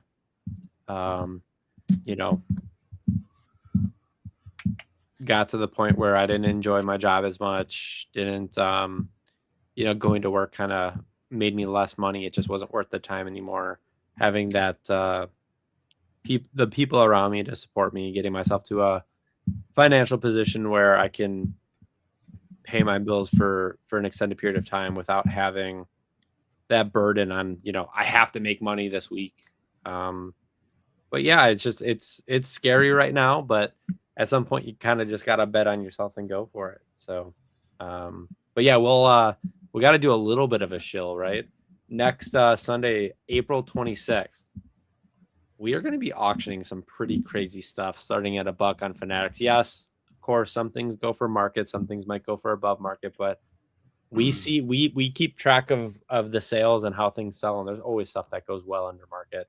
I think 2 streams ago, PK was auctioning Japanese base set packs for less than half of market, and pulled a Charizard out of one of them. So apparently there's a $4,500 Pikachu in those packs. I don't know, but Yeah. it's definitely fun just to and obviously I'm doing it, so it's more fun. Even if you're not a buyer for these things, it's fun just to see a lot of really cool cards starting at $1 and seeing what the market thinks they're worth, or the sealed ETB cases and the PC ETBs. Like, it's just fun to throw a bunch of cool product out there and start it at $1, and what it goes for is what it goes for. The stream we had in Syracuse last week, I never really had a mega stream that had that kind of slab inventory. The one real big mega stream I did was basically all single sealed items. Mm-hmm. It's a lot of fun seeing modern grails, vintage grails, all just thrown on the camera and started at $1. It's a lot of fun. We do have a couple of new questions that came in. Thoughts on going all in on the 3 Pokemon Center Japanese boxes that just got released? Seems to have spiked in price again. Yeah, I mean, I picked up some. I know you picked up some. The super interesting thing, right, is now that they've gone up a little bit, I think it makes less sense. But I'm a Kanazawa box right there. I used to own a lot of the Pokemon Center boxes. These boxes are really cool. The art's awesome. The promo cards are cool. I wish there was packs inside. I don't like the Japanese boxes that only have a promo card. It gets kind of strange when it's just a promo card. But when those boxes were like 150, 160 bucks on the reprint, the PSA 10s are $450. And then nines were like $170 to $200. And so your worst case scenario is you're breaking even or losing $5 to $10 after sales.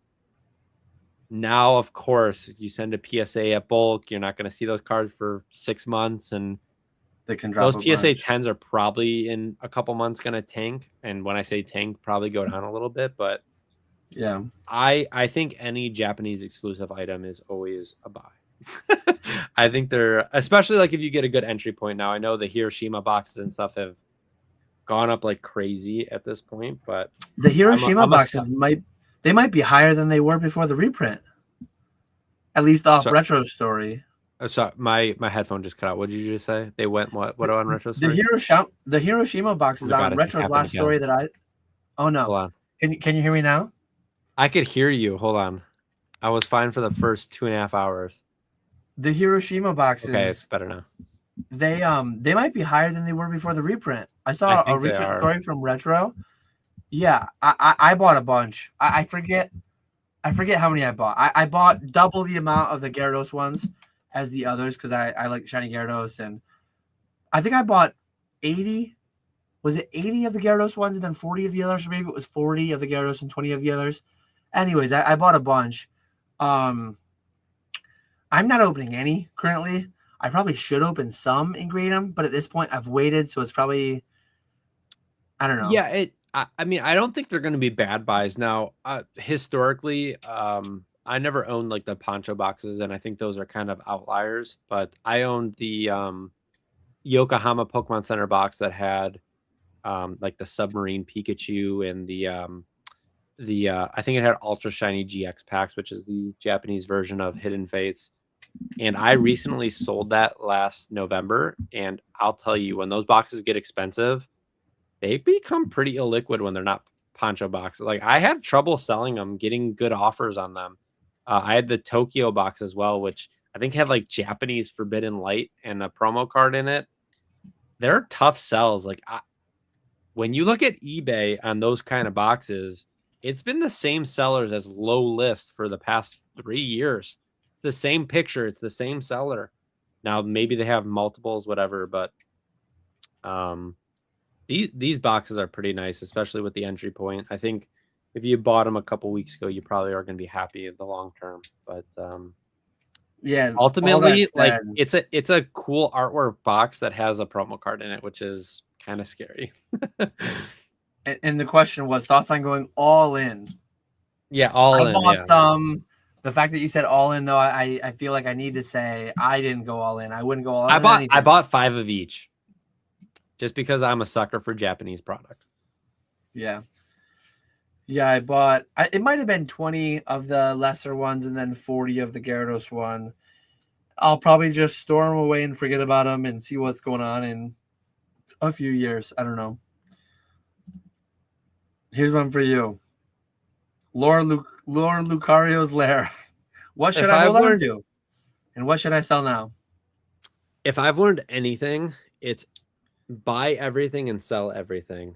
I know you made the joke recently about it, like the stuff I sold in my mega stream in December. Like I should have just bought it all back at Rebought it. 85% market, which I probably could have. And make that 5, 10, 15%, whatever it sold for and the fees, whatever. But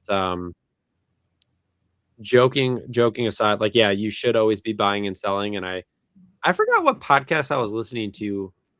Maybe it was the Slab podcast actually. Maybe I don't know if you were on, but it's like if you're not considering selling everything or selling something right now, and actually that might have been the one with Rusty or something. But if you're not considering selling a bunch of stuff and also buying a bunch of stuff right now, like you're probably doing something wrong. I think in one of my videos, when I said like we're booming, I didn't say that you should sell everything. I would never say that you should sell Oh, everything. sure. Yes. I'm But like exaggerating. if you're not considering, if you're not at least, I don't know you, I don't know your situation, I don't know what you have, but if you're not looking at your stuff and at least considering it, like we're booming, liquidity is functionally infinite on almost everything. It will not always be the case. You should at least consider selling everything you have. Look at your situation, look at what you have, look at what the prices are, think of what you think the prices will be in 5 or 10 years. You should consider it. Now, will you actually, after consideration, go through on doing it? There's things that I sell every day. There's things that I buy every day, and sometimes they're the same thing. But yeah. And again, like I've done consults with lawyers and doctors, and Dan, I want to buy and I don't want to do anything. I want to sell it all by the pallet in 5-10 years from now. Should they buy prismatic ETBs at 150? Should they buy a set of heroes at 1,500, 1,800 for a case or whatever? 5-10 year time frames. Who cares? You got all this money. It's all excess. You live on 25% of your income. Like, who the hell cares? But it's a very different consideration if it's rent money. It took me so long. And like, I always go back to like watching podcasts with Charlie and being like, if you made a play, if you've never lost money on a play, like you're doing it wrong, like you're not taking enough risk. And I still struggle with that. And in hindsight, like, God, I wish I took more risk. But it's, you got to be okay with selling too early, buying too late. And, as long as you're in the right side of that more often than not, you're probably going to end up okay. And I will never suggest anyone go in on anything, all in on anything, and putting yourself in financial ruin if everything goes bad. I'm a very not wipe out risk person. Like I will never take a risk that will completely wipe out me and my family. And God, I feel like I'm saying all the cliche things, but it's just so true. Hold some, sell some, buy some, do a little bit of everything. And if, my median case future long-term Ponga mindset is we're all going to be okay as long as you buy some, sell some, hold some, and kind of ride it all the way up, ride it all the way down, and ride it when it's flat as well, and kind of just go along with the ride. Yeah, I've come to terms with the fact that I'm not going to be the biggest winner in Pokemon. I'm also never going to be the biggest loser. Yeah, and you're okay with that. There are people that were shooting for the stars with Vivid Voltage, and they like buying pallets of it and guaranteeing it went like they were going for the upside. And if I like, this is the same arena, different rules, talking about the cliche things, the things that I always say. Know what your goals are. If my goal was to become a billionaire, I would be YOLOing, doing things so differently, so much more risky. if my goal was to become a billionaire someday, and like I have a 0% chance of becoming a billionaire the way that I'm interacting in my life today, and that's perfectly fine. Yeah. But so everyone's situation is so different.